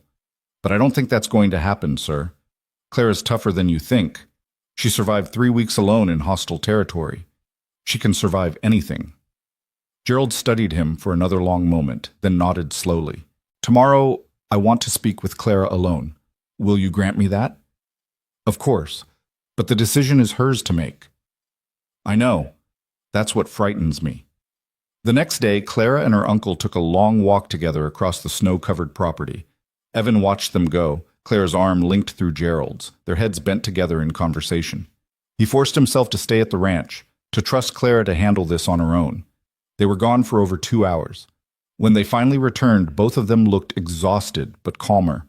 Gerald's expression was unreadable, but Clara's eyes found Evan's immediately, steady and sure. Uncle Gerald and I have reached an understanding, she announced. He's accepted that I'm staying here and marrying Evan. Relief flooded through Evan like a wave. Thank you, sir. Gerald held up a hand. Don't thank me yet. I've agreed to accept it, but I have conditions. Conditions? Clara's voice was wary. First, you write to me regularly. At least once a month. I want to know you're well and happy. That's reasonable. I can do that. Second, if you ever need anything, money, help, a place to go, you contact me immediately. No pride, no hesitation. I'm still your family, Clara, and I take care of my family. Clara's eyes grew damp. I understand. Thank you, Uncle Gerald. And third, Gerald turned to Evan, his expression stern, you treat her well. You make her happy, because if I hear otherwise, I will come back here and there won't be any polite conversation. Are we clear? Evan met his gaze squarely. Crystal clear, sir. And you have my word. I'll spend every day trying to be worthy of her. Gerald nodded, then surprised them both by pulling Clara into a tight embrace. I'm trusting you to know what's best for yourself, he murmured. Don't make me regret it. I won't, Clara promised. I'm exactly where I'm meant to be. Gerald left the next morning, the carriage pulling away with him looking back once at the ranch, his expression still uncertain but resigned. Clara and Evan stood on the porch, her hand in his, watching until the carriage disappeared from view. Are you all right? Evan asked quietly. I am. It was hard, having to defend our choices to him, but I think he understands now, or at least he's trying to. He loves you, that's why it was hard for him to accept. I know. Clara leaned her head against Evan's shoulder. but I love you more, and I choose you every single time." That night, as they sat by the fire, Clara pulled out the letter from Gerald that had started everything and tossed it into the flames. They watched it burn together, the paper curling and blackening, releasing them from the last shadow of doubt that had hung over their decision. "No more looking back," Clara said firmly. "Only forward." "Only forward," Evan agreed. The weeks that followed felt like a new beginning. With Gerald's reluctant blessing secured, they threw themselves into planning their wedding. Martha Sullivan took charge with the enthusiasm of a general planning a campaign, enlisting the help of every woman in the territory. Clara found herself swept into a world of female friendship she hadn't expected. The ranchers' wives and daughters welcomed her with open arms, teaching her skills she hadn't known she needed: how to preserve meat for long winters, how to make candles, how to deliver a calf when the mother was struggling. In return, she taught them things she'd learned in her old life, reading and writing for those who'd never had the opportunity. Simple medicine from the books her father had carried. She was building a community, Evan realized, watching her laugh with the other women as they planned the wedding. She wasn't just surviving in this harsh landscape, she was thriving, putting down roots that went deep and strong. March brought the first hints of spring, days that stayed above freezing, nights where the stars seemed close enough to touch. And with spring came the wedding. They married on the first day of April, in the Sullivans' front room with 30 people crowded in to witness. Clara wore a simple dress she'd made herself, white muslin with delicate embroidery at the collar and cuffs. Evan wore his best suit, cleaned and pressed, his hands shaking slightly as he held Clara's and spoke the vows that would bind them together. "I promise to honor you, to respect your choices, to be your partner in all things. I promise to love you through hardship and joy, through every season we're given. I promise to see you, really see you, for who you are, and to never try to make you into something you're not." Clara's vows matched his in simplicity and depth. "I promise to stand beside you, to share the work and the worry. I promise to build our life together with honesty and courage. I promise to choose you every day for all the days we have." When the circuit preacher pronounced them married, Evan kissed his wife for the first time as her husband, and the room erupted in cheers and applause. But in that moment, wrapped in Clara's arms, Evan heard nothing but the beating of his own heart, steady and sure, anchored by love. The celebration lasted long into the night. There was food and music, dancing and laughter. Clara was passed from partner to partner as the men of the community each took a turn dancing with the bride, while Evan accepted handshakes and backslaps from men who'd once been strangers and were now friends. As the party wound down and people began to depart, Martha pulled Clara aside one final time. "You've made a good choice, dear. Evan's a fine man, and he'll treat you right." "I know. Thank you for everything you've done, Martha, for accepting me, for helping with the wedding, for making me feel like I belong here." Martha's eyes grew misty. "You do belong here. You're one of us now, for better or worse. And if you ever need anything, advice, help, or just another woman to talk to, you come find me, you hear?" Clara hugged the older woman tightly. "I hear. And thank you." Finally, as midnight approached, Evan and Clara climbed into their wagon and headed home under a sky full of stars. The ranch had never looked more beautiful to Evan than it did that night, knowing that Clara was coming home not as a guest or a survivor, but as his wife, his partner, his equal. Inside, Clara looked around the house with new eyes. "It's strange," she said softly. "Everything looks the same, but somehow it all feels different. Because now it's truly ours, both of us, together." Clara turned to him, her eyes shining in the lamplight. "I meant what I said in my vows. I choose you, Evan. Every day, every moment, I choose this life we're building. And I choose you. I'll spend the rest of my life trying to be worthy of that choice." She stepped into his arms, fitting perfectly against him the way she always did. "You already are. From the moment you carried me inside and gave me a place to rest, you've been exactly what I needed. Not a rescuer, not a savior, just a good man who saw me as a person worth saving." They stood together in the quiet house, holding each other, two people who had found each other through tragedy and loss, and had chosen to build something beautiful from the wreckage. Outside, the wind whispered through the pines and the stars wheeled overhead, marking the passage of one chapter into another. Clara had chosen to stay, chosen love over security, partnership over protection, and in that choice, she'd found something she'd been searching for all her life without knowing it, a place where she belonged, a purpose that mattered, and a love that asked nothing of her except to be exactly who she was. The future stretched ahead of them, uncertain and full of challenges. But standing there in their home, in each other's arms, they were ready to face whatever came next. Together. Spring unfurled across the Texas landscape like a promise kept, transforming the brown earth into something alive with possibility. Clara woke each morning as Mrs. Hale now, the name still strange and wonderful on her tongue, and found Evan already up, watching the sunrise through their bedroom window, with a contentment she'd never seen in him before. "What are you thinking about?" she asked one morning, sliding her arms around his waist from behind. "How different everything looks now. This same view, this same land, but it feels transformed somehow. Because you're not alone anymore." "Because we're not alone anymore," he corrected, turning to kiss her forehead. Big difference. They fell into the rhythms of married life with surprising ease, though not without adjustments. Clara learned that Evan snored when he slept on his back, that he was grumpy before his morning coffee, that he had a habit of leaving his boots exactly where someone would trip over them. Evan discovered that Clara was fiercely territorial about her kitchen organization, that she sang off key when she thought no one was listening, and that she had nightmares more often than she'd let on when they'd slept in separate rooms. It was after one of those nightmares, a month into their marriage, that everything changed. Clara woke gasping, the images of the wagon train attack still vivid behind her eyes. Evan pulled her close immediately, murmuring comfort, but this time she pushed him away and bolted from the bed, making it to the wash basin just in time to be violently sick. Evan was beside her in an instant, holding her hair back, his face creased with worry. "Clara, what's wrong? Was the nightmare that bad?" But Clara had gone very still, her hand pressed to her stomach, her mind racing through calculations.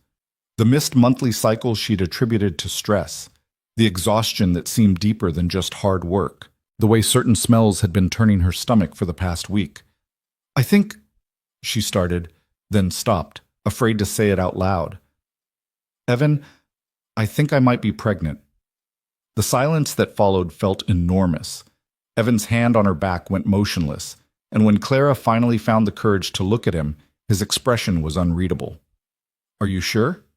"No, not completely, but all the signs are there. I should have realized sooner, but I thought—" Her voice broke. "Say something, please." Evan's face suddenly broke into the widest smile she'd ever seen on him. "A baby. We're going to have a baby." "You're happy about this?" "Happy? Clara, He seemed to struggle for words adequate to the moment. "I never thought I'd have a family. After the war, after choosing this solitary life, I'd made peace with the idea that this ranch would die with me.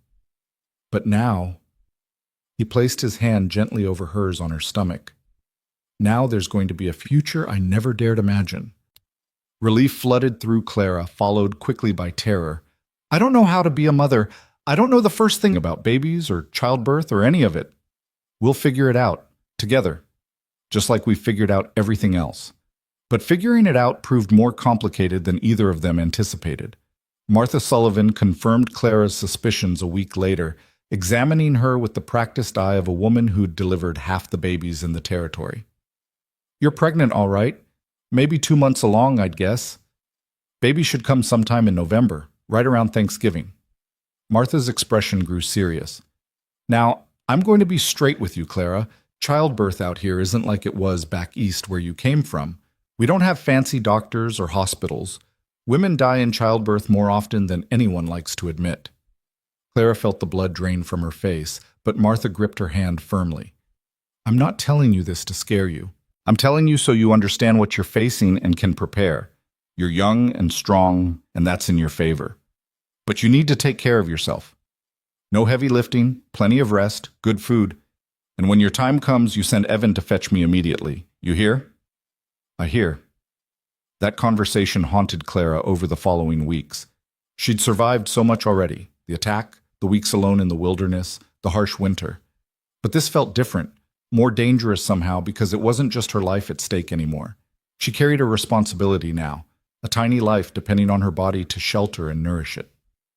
Evan became almost comically protective. He insisted she stop hauling water, refused to let her lift anything heavier than a cooking pot, and hovered anxiously whenever she so much as stood up too quickly. It was endearing and infuriating in equal measure. "I'm pregnant, not dying," Clara snapped one afternoon when he tried to take a basket of eggs from her hands. "Women have been having babies since the beginning of time while still doing their work." "Not my wife, not if I can help it." "Evan, I can't spend the next 7 months sitting in a chair like an invalid. I'll go mad." They compromised, as they always did. Clara continued her lighter work, but agreed to let Evan handle anything strenuous. She cooked and cleaned, tended the chickens, worked in the garden she was planting. Evan took over everything else, often working twice as hard to make up for what Clara couldn't do. But there were moments of pure joy, too. The first time Clara felt the baby move, a flutter so faint she almost missed it, she'd grabbed Evan's hand and pressed it to her stomach, though it was far too early for him to feel anything. The wonder in his eyes had made her cry. When her belly began to round noticeably, Evan would rest his hand there each night before they slept, talking softly to the baby about the ranch, about the life they were building, about how loved this child already was. Summer arrived with its brutal heat, made worse by Clara's changing body. She moved more slowly now, her center of gravity shifting, her ankles swelling in the afternoons. The work that had once been manageable became exhausting, and she found herself napping in the middle of the day despite her determination not to. It was during one of these afternoon rests, in late July, that disaster struck. Clara woke to the smell of smoke, not the familiar wood smoke from the stove, but something sharper, more urgent. She pushed herself up from the bed, moving as quickly as her pregnant body would allow, and looked out the window. The barn was on fire. She could see Evan already there, working frantically to free the horses while smoke poured from the upper loft, where they stored hay. Without thinking, Clara grabbed a bucket and ran outside, her heart hammering with fear. "Clara, no! Get back inside!" Evan's voice was hoarse from smoke as he led the last horse to safety. But Clara was already at the well, hauling up water, her pregnant belly making the work awkward but not impossible. Other ranchers who'd seen the smoke were arriving, forming a bucket line from the well to the barn. Clara took her place in the line, passing buckets with shaking hands, refusing to stop even when Evan tried to pull her away. "The baby," he started. "The barn is our livelihood. We can't lose it." It took 2 hours to get the fire under control. By then, half the barn was destroyed, but the other half and all the animals were saved. Clara stood in the yard, covered in soot and ash, her dress soaked with water and sweat, shaking with exhaustion and delayed shock. Evan swept her up in his arms, carrying her inside despite her protests. "That was incredibly stupid and incredibly brave," he said, his voice rough with emotion. "Don't ever scare me like that again. I couldn't just sit inside while everything we've built burned. You could have lost the baby. You could have been hurt." Clara pressed her hand to her belly, feeling the reassuring movement within. "But I wasn't. We weren't. We're both fine." Martha came to check on her the next day, drawn by the news of the fire that had spread through the small community. She examined Clara thoroughly, her expression stern. "Baby seems fine, thank the stars. But Clara, you can't keep pushing yourself like this. Your body is working hard enough just growing this child. You need to be more careful." "I know. I will be." But the fire had damaged more than just the barn. It had damaged their carefully maintained financial balance. The cost of repairs would eat into their savings, money they'd been counting on to get them through the winter and cover the expenses of a new baby. Evan tried to hide his worry, but Clara could see it in the tension of his shoulders, the way he stared at the damaged barn with calculations running behind his eyes. "We'll figure it out," she told him that evening as they sat on the porch, both too exhausted to do more than exist. "We always do. The lumber alone will cost more than I've got saved. And we need to do the repairs before winter comes or we'll lose animals to the cold." Clara was quiet for a moment, an idea forming. What if we asked for help? Clara, not charity, not a loan, but a barn raising, the way Martha described how communities come together. We provide the lumber and food. They provide the labor. It's what neighbors do. Evan looked uncomfortable with the idea of asking for help, but Clara could see him considering it. I don't know if I can ask people to give up their time for us. You're not asking, I am. Clara stood, her hand on her belly, determination in every line of her body. We've helped others. You delivered George Sullivan's calf when it was breech. I taught Martha's daughter to read. We're part of this community now, and communities take care of their own. The barn raising was set for the first Saturday in August. To Evan's amazement and Clara's satisfaction, nearly every family within a day's ride showed up. Men arrived with tools and know-how, women brought food enough to feed an army, and even the children helped, running supplies and keeping everyone in water. Clara moved through the organized chaos, directing the food preparation, making sure everyone was fed and hydrated, feeling more grateful than she could express. This was what she'd given up Boston society for. Not isolation, but this. Real community, people who showed up when times were hard, who gave freely because they knew the same would be done for them. By sunset, the barn wasn't completely finished, but the major structural work was done. The men promised to return the following week to complete the details. As families packed up to leave, each one stopped to speak with Clara and Evan, accepting their thanks with the easy grace of people who understood that today it was the Hales who needed help, but tomorrow it might be them. After everyone left, Clara and Evan stood looking at the new barn, his arm around her shoulders, her head resting against his chest. You were right, he said quietly. About asking for help. About community. We're not alone out here. We never were. We just had to let people in. August melted into September, and Clara's body continued its transformation. She was large now, moving with the careful deliberation of someone carrying precious cargo. The baby's movements had grown stronger, sometimes visible from the outside, little feet or hands pushing against the walls of her womb.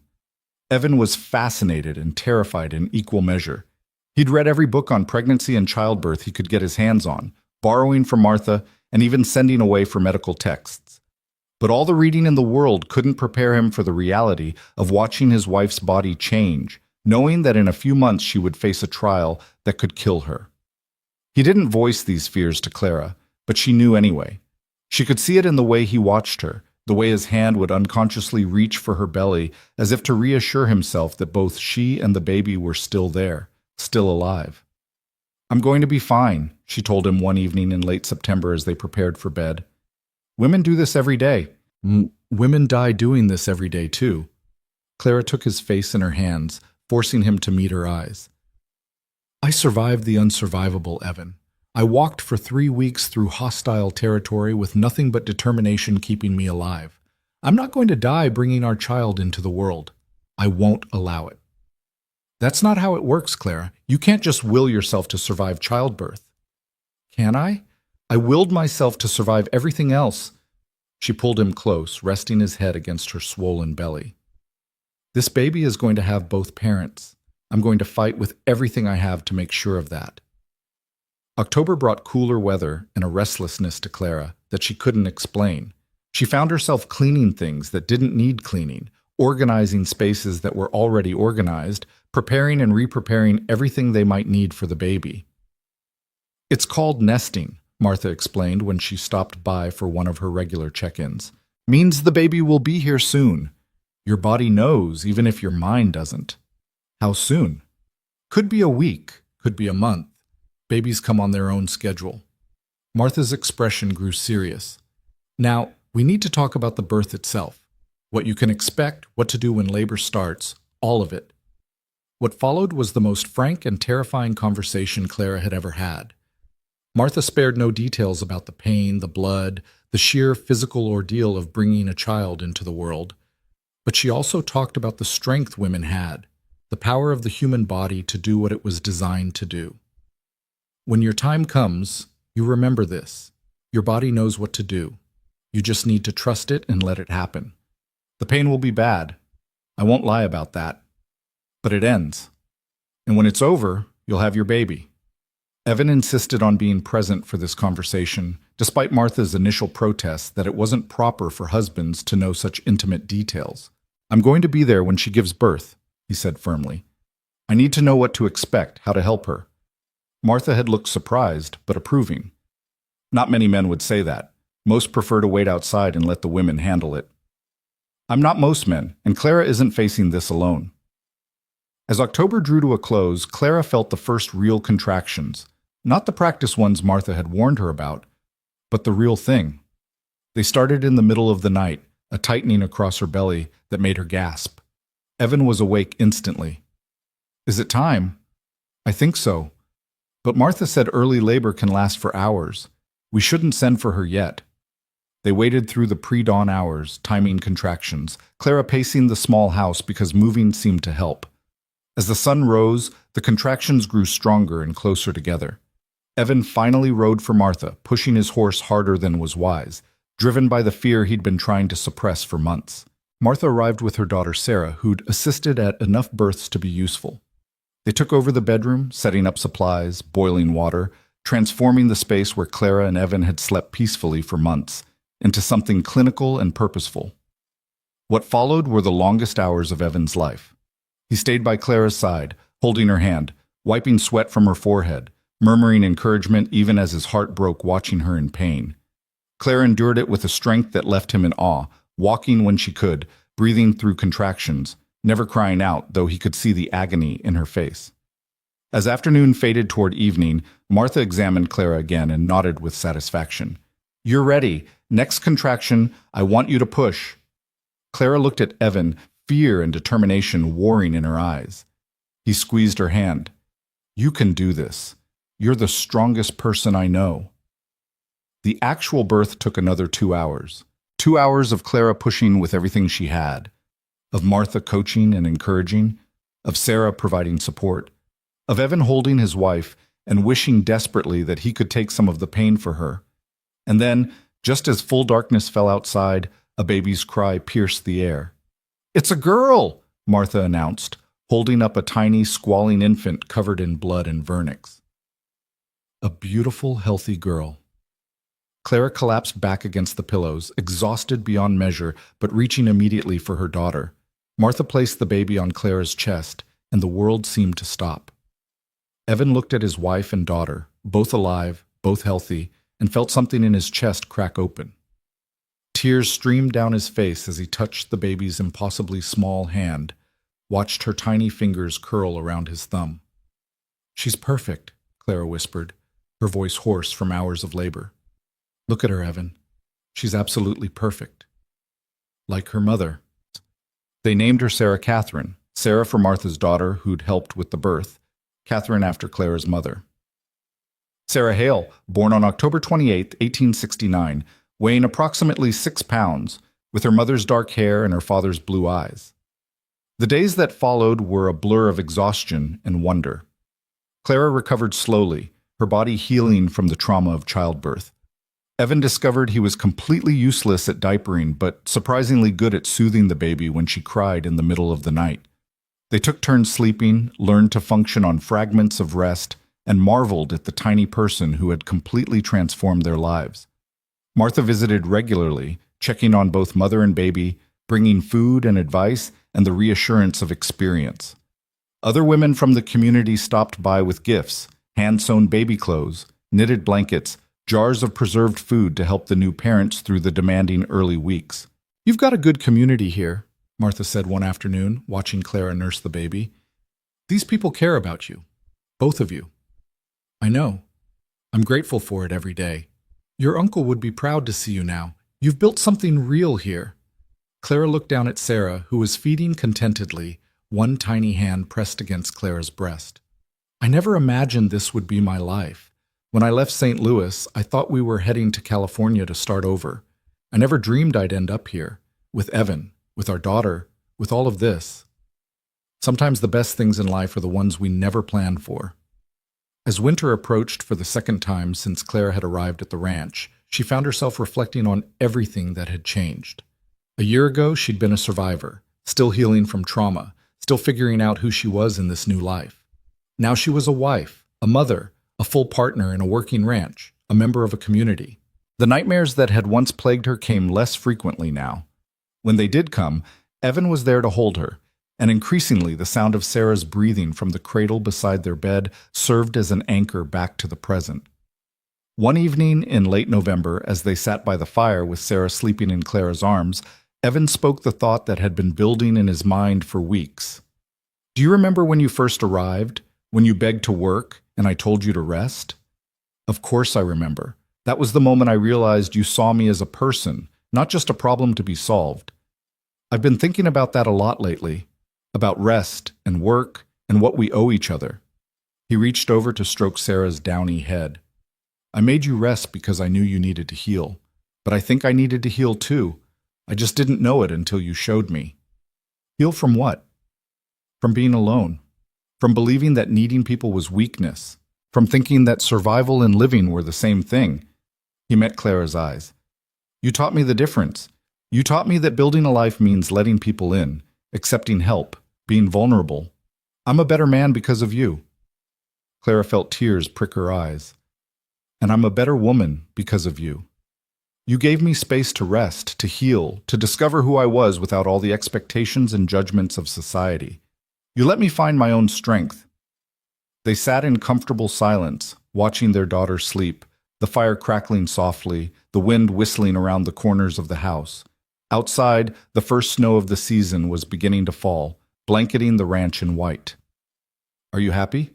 Evan asked quietly. "Truly happy? No regrets about the life you could have had in Boston?"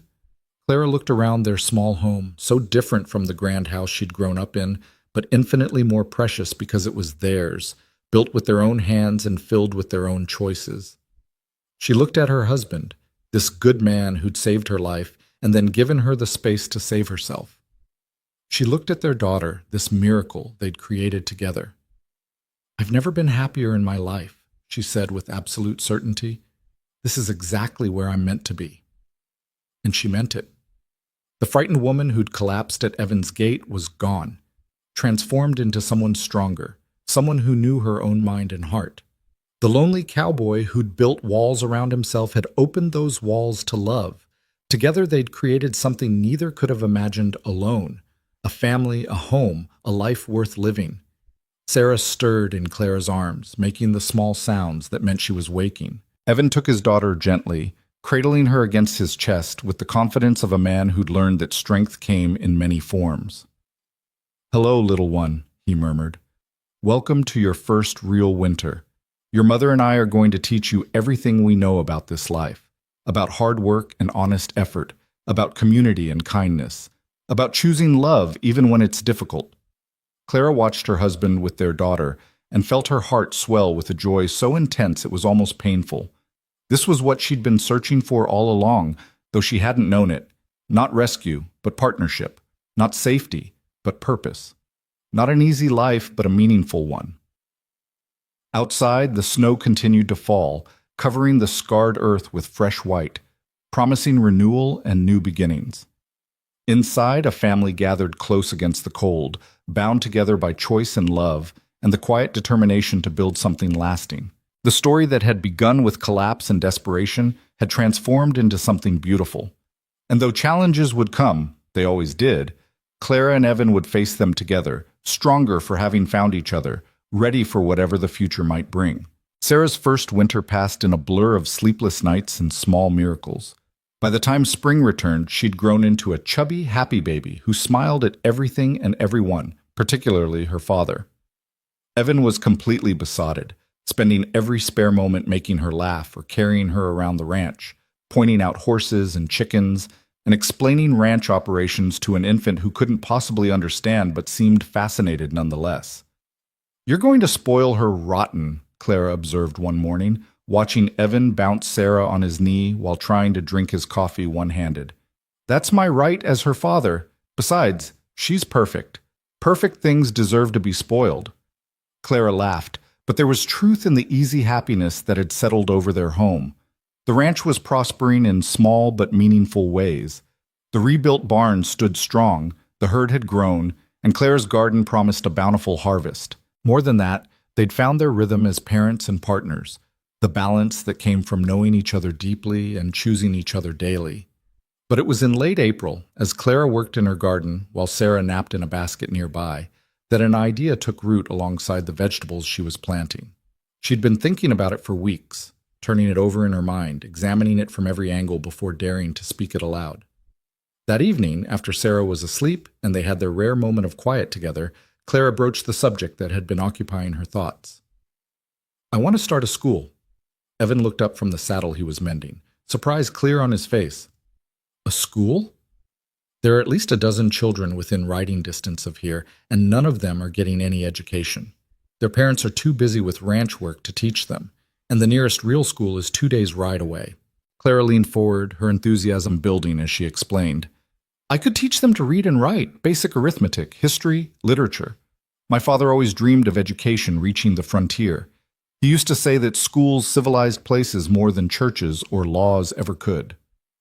"Where would you hold this school, and when would you have time with Sarah to care for?" "I could start small, a few hours, 2 or 3 days a week, right here in our front room, and Sarah could be here too. She'd grow up surrounded by learning, by other children." Clara reached for his hand. "Evan, I need this. I need something that's mine, something meaningful beyond cooking and cleaning. I love being a wife and mother, but I need to be more than that too." Evan was quiet for a long moment, and Clara held her breath, afraid he'd say no, that he'd tell her a woman's place was in the home, nothing more. But when he spoke, his voice was thoughtful rather than dismissive. "Your father would be proud. Teaching those children, giving them opportunities they wouldn't otherwise have, that's important work."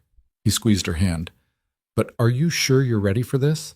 Sarah's only 6 months old. That's a lot to take on." "I'm sure. And I'll need your support. Your help. This can't just be my project. It needs to be ours together." "Then we'll make it work. We always do." The response from the community was overwhelming. When Clara mentioned her idea to Martha, word spread quickly, and within 2 weeks, 6 families had committed to sending their children. The ages ranged from 5 to 14, a challenging mix, but Clara felt more energized than she had in months. They converted the front room into a makeshift classroom. Evan built simple benches and a larger table that could serve as Clara's desk. Martha donated some old primers and readers. Clara wrote to her uncle in Boston, asking if he could send but any books he thought appropriate, and Gerald responded with an entire trunk of educational materials and a letter expressing his pride in what she was doing. The school opened on the first Monday in June. 7 children showed up that first day, 6 who'd been promised, and 1 more whose parents had heard about it last minute. They ranged from little Emma Sullivan, barely 5 years old, to Jacob Morrison, a gangly 14-year-old who could barely write his own name but desperately wanted to learn. Clara stood before them, Sarah in a sling against her chest, and felt a wave of purpose wash over her. This was right. This mattered. "Good morning. My name is Mrs. Hale, and I'm going to be your teacher. We're going to learn together, reading, writing, arithmetic, and anything else you're curious about. But first, I want to know your names and what you most want to learn." The answers varied wildly. Emma wanted to read fairy tales. Jacob wanted to write letters. 10-year-old Margaret Chen wanted to learn about faraway places. 8-year-old Thomas wanted to know about science and how things worked. Clara looked at their eager faces and made a promise to herself and to them. She would give these children what her father had always believed every child deserved, a chance to be more than circumstance had made them, to dream beyond the boundaries of their known world. The first months were challenging. The children's skill levels varied so dramatically that Clara often felt like she was teaching 4 different classes simultaneously. She learned to be creative, having the older students help the younger ones, creating lessons that could be adapted to different levels, bringing in real-world examples from ranch life to make learning relevant. Evan proved invaluable. He taught the children practical mathematics through ranch problems, how to calculate feed needed for livestock, how to measure fence posts, how to divide up grazing land fairly. He brought in interesting rocks and plants for them to examine and classify. He even taught them basic carpentry, much to Clara's amusement. "I thought this was supposed to be a reading and writing school," she teased one afternoon, watching Evan show Jacob how to properly use a saw. "Education is education. These children need practical skills as much as book learning." "My father would have liked you. He always said the best education prepared people for the real world, not just the world of ideas." By autumn, the school had grown to 12 students, and Clara had to start holding classes 4 days a week to accommodate everyone. It was exhausting work on top of being a wife and mother, but it filled something in Clara's soul that she hadn't realized was empty. She was making a difference, contributing to her community in a way that would ripple forward for generations. The children adored her. She was patient but firm, creative in her teaching, and genuinely interested in each child's unique gifts and struggles. Parents reported that their children were reading at home, practicing their letters, asking questions about everything. The community was changing, becoming more educated, more curious, more connected to the wider world. But it was in December, as they approached the 2-year anniversary of Clara's arrival at the ranch, that the biggest challenge arose. Sarah had just started walking, toddling around with the determined instability of all 1-year-olds, when Clara realized she was pregnant again.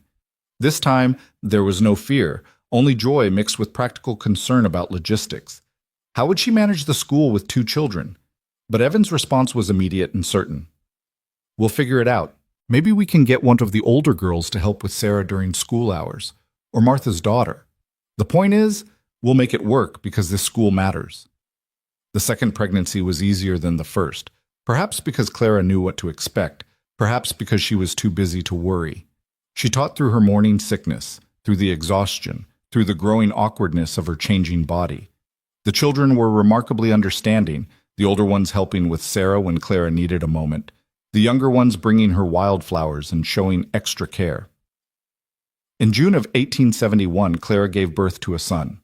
They named him James, after Evan's father, and he came into the world with less drama than his sister. A quick labor, a healthy delivery, Clara recovering faster than Martha had expected.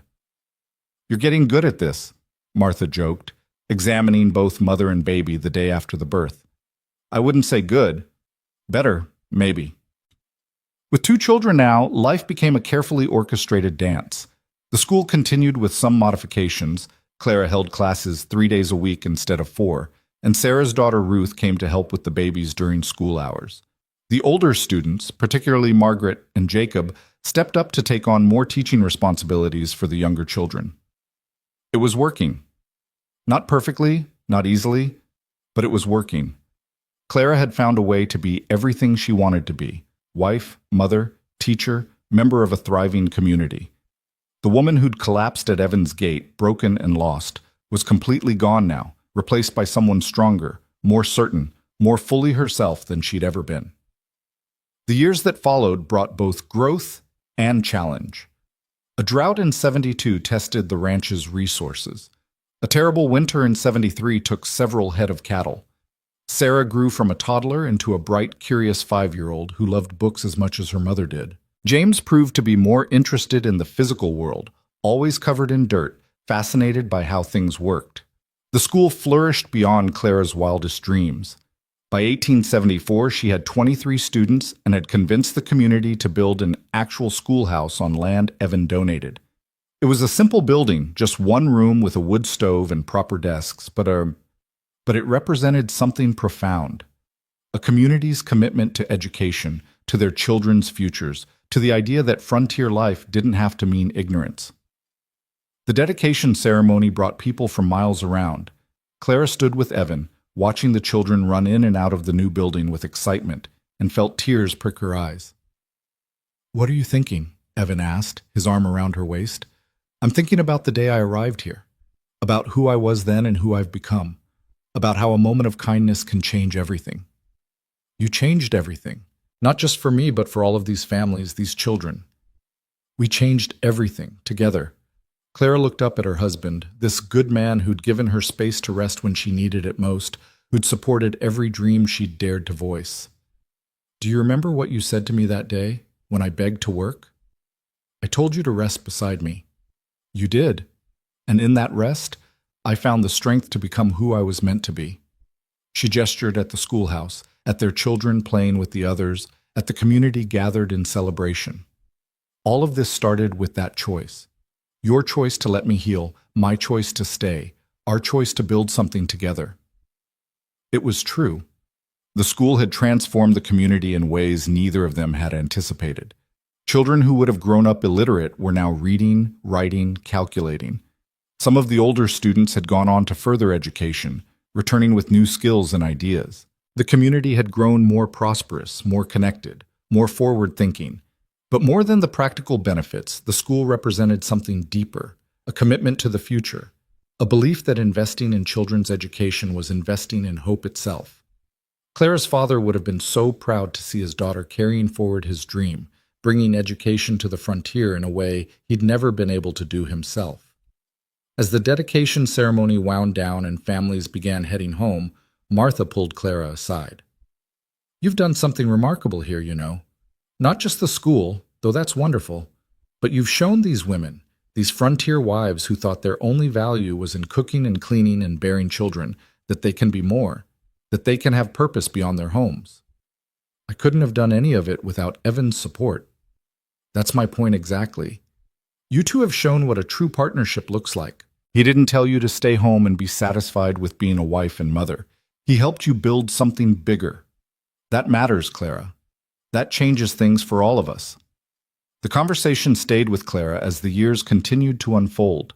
She and Evan had become models for the younger couples in the community, a marriage built on mutual respect and support, where both partners pursued their passions while building a life together. In 1876, something extraordinary happened. The territorial governor visited their small settlement and heard about Clara's school. He came to observe a day of classes, sitting in the back while Clara taught reading to the younger students, and Jacob, now 20 years old and her assistant teacher, worked with the older ones on advanced mathematics. Afterward, the governor spoke with Clara privately in the schoolyard while children played around them.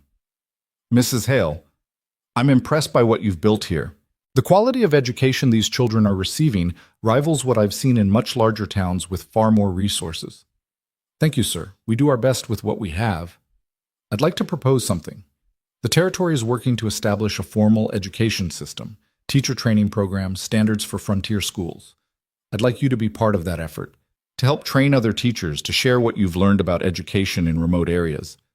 Clara felt her heart race with excitement and uncertainty. That would mean traveling, being away from my family.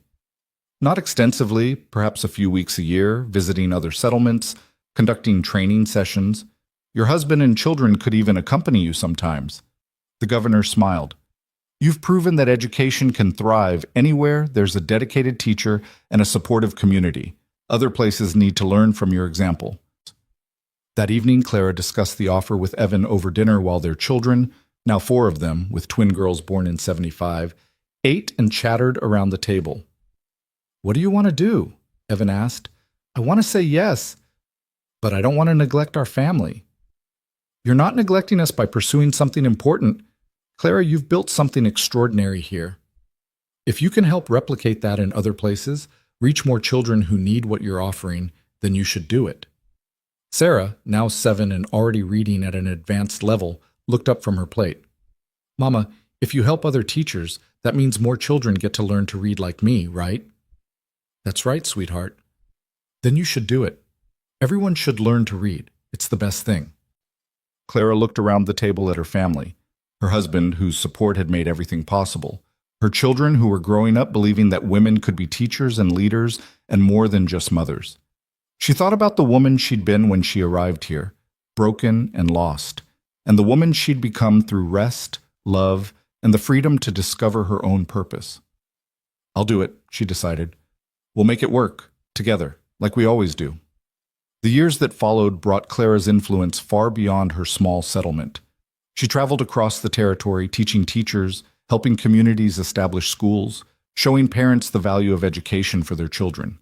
Evan often came with her, bringing the children, turning these trips into family adventures that exposed their kids to different places and people. The original school continued to thrive under Jacob's full-time leadership, with Clara serving as a guiding presence and occasional substitute teacher. She'd trained him well, and he'd proven to be a natural educator, patient and creative and deeply committed to the children's success. In 1880, when Sarah was 11, she asked her mother a question that showed how much had changed in the 12 years since Clara's arrival. "Mama, when I grow up, can I be a teacher like you? Or do I have to just be someone's wife?" Clara knelt down to her daughter's eye level, taking her hand seriously.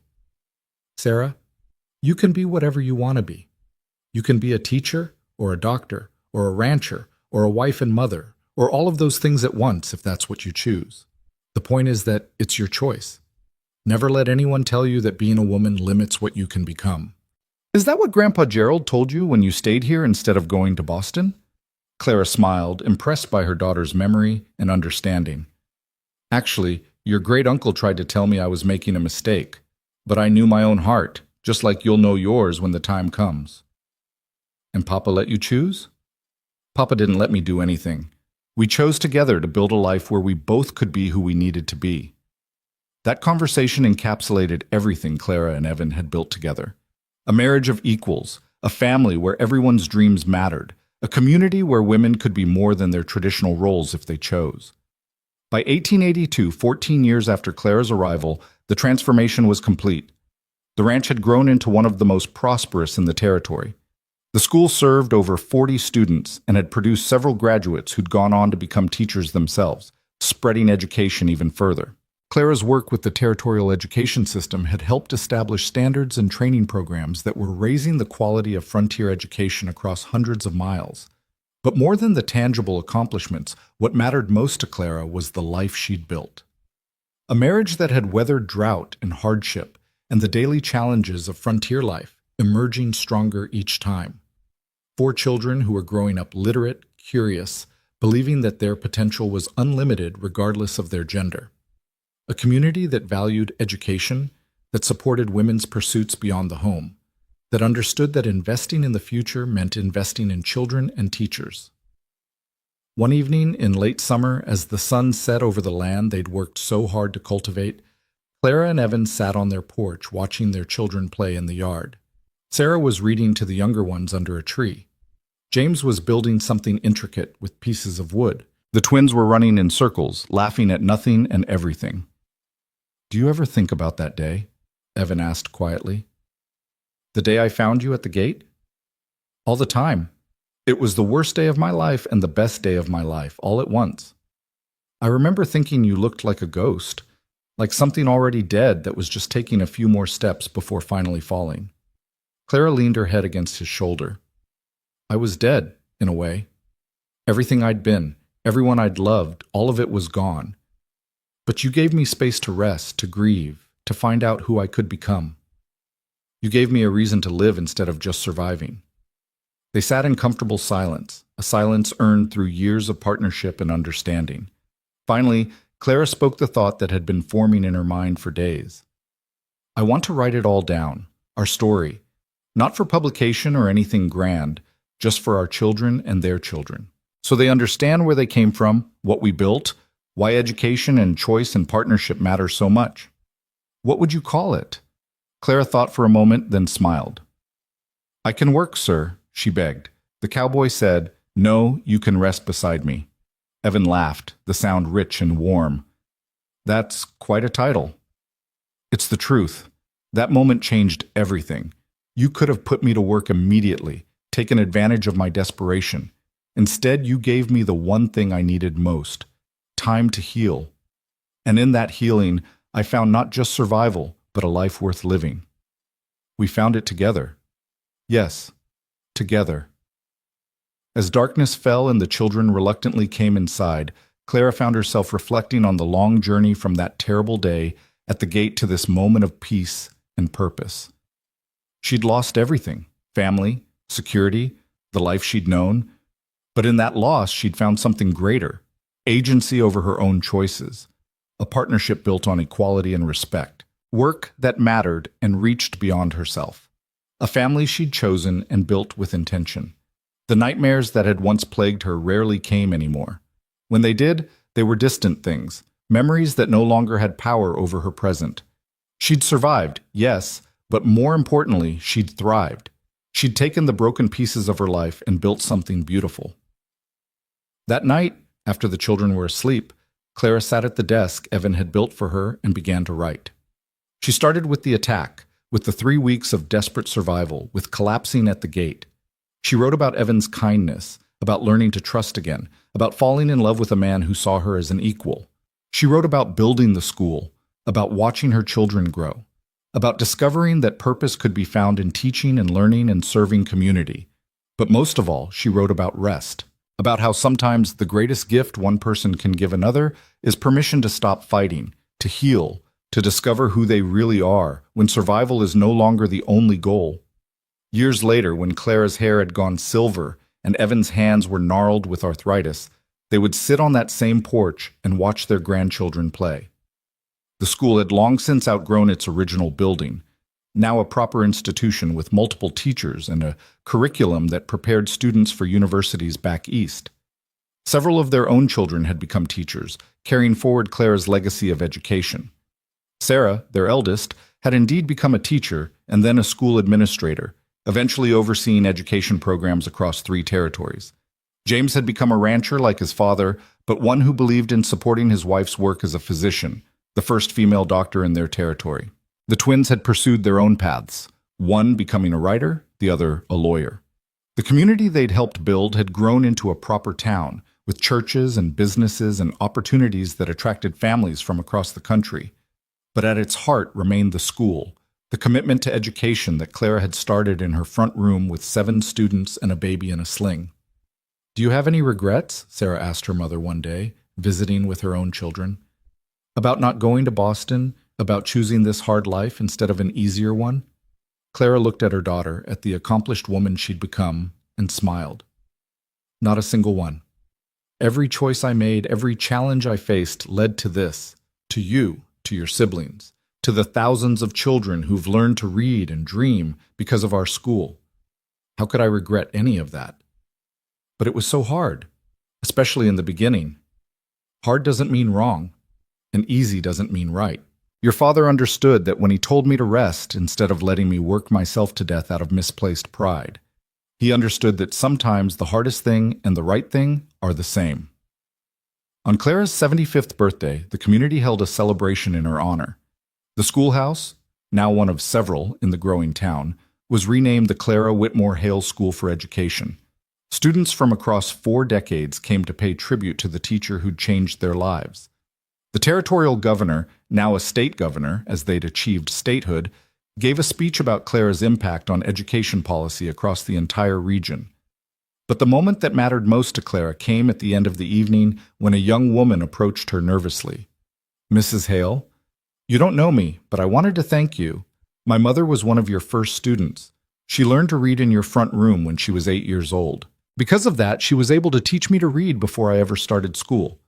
And now I'm studying to become a teacher myself.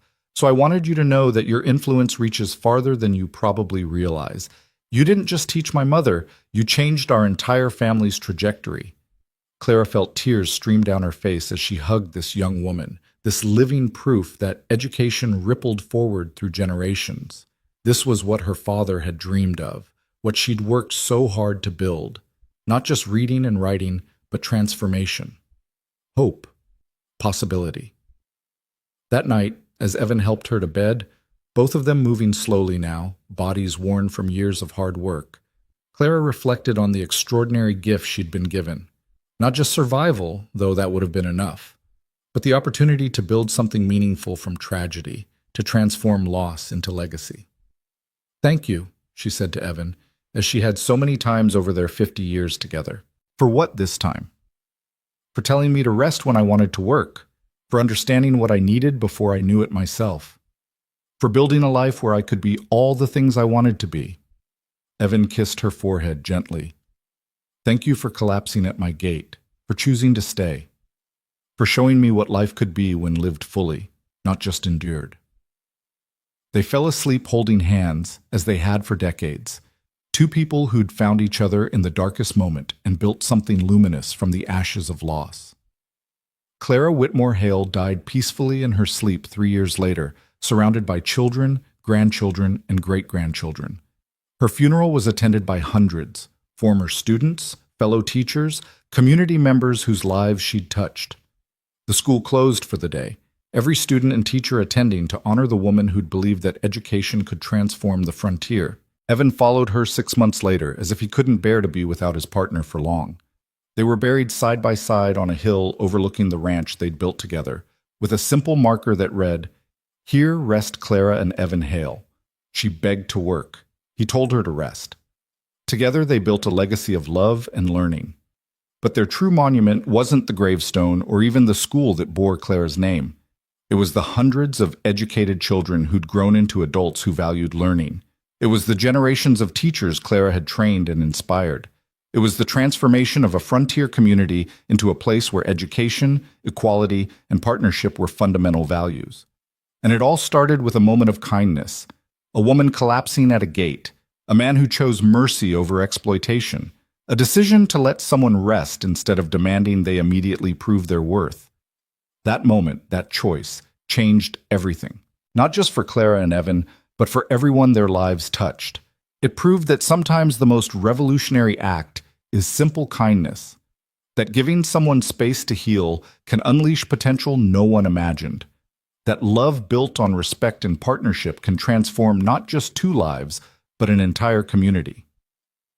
The story of Clara and Evan became legend in that part of Texas, told and retold until it took on the quality of myth.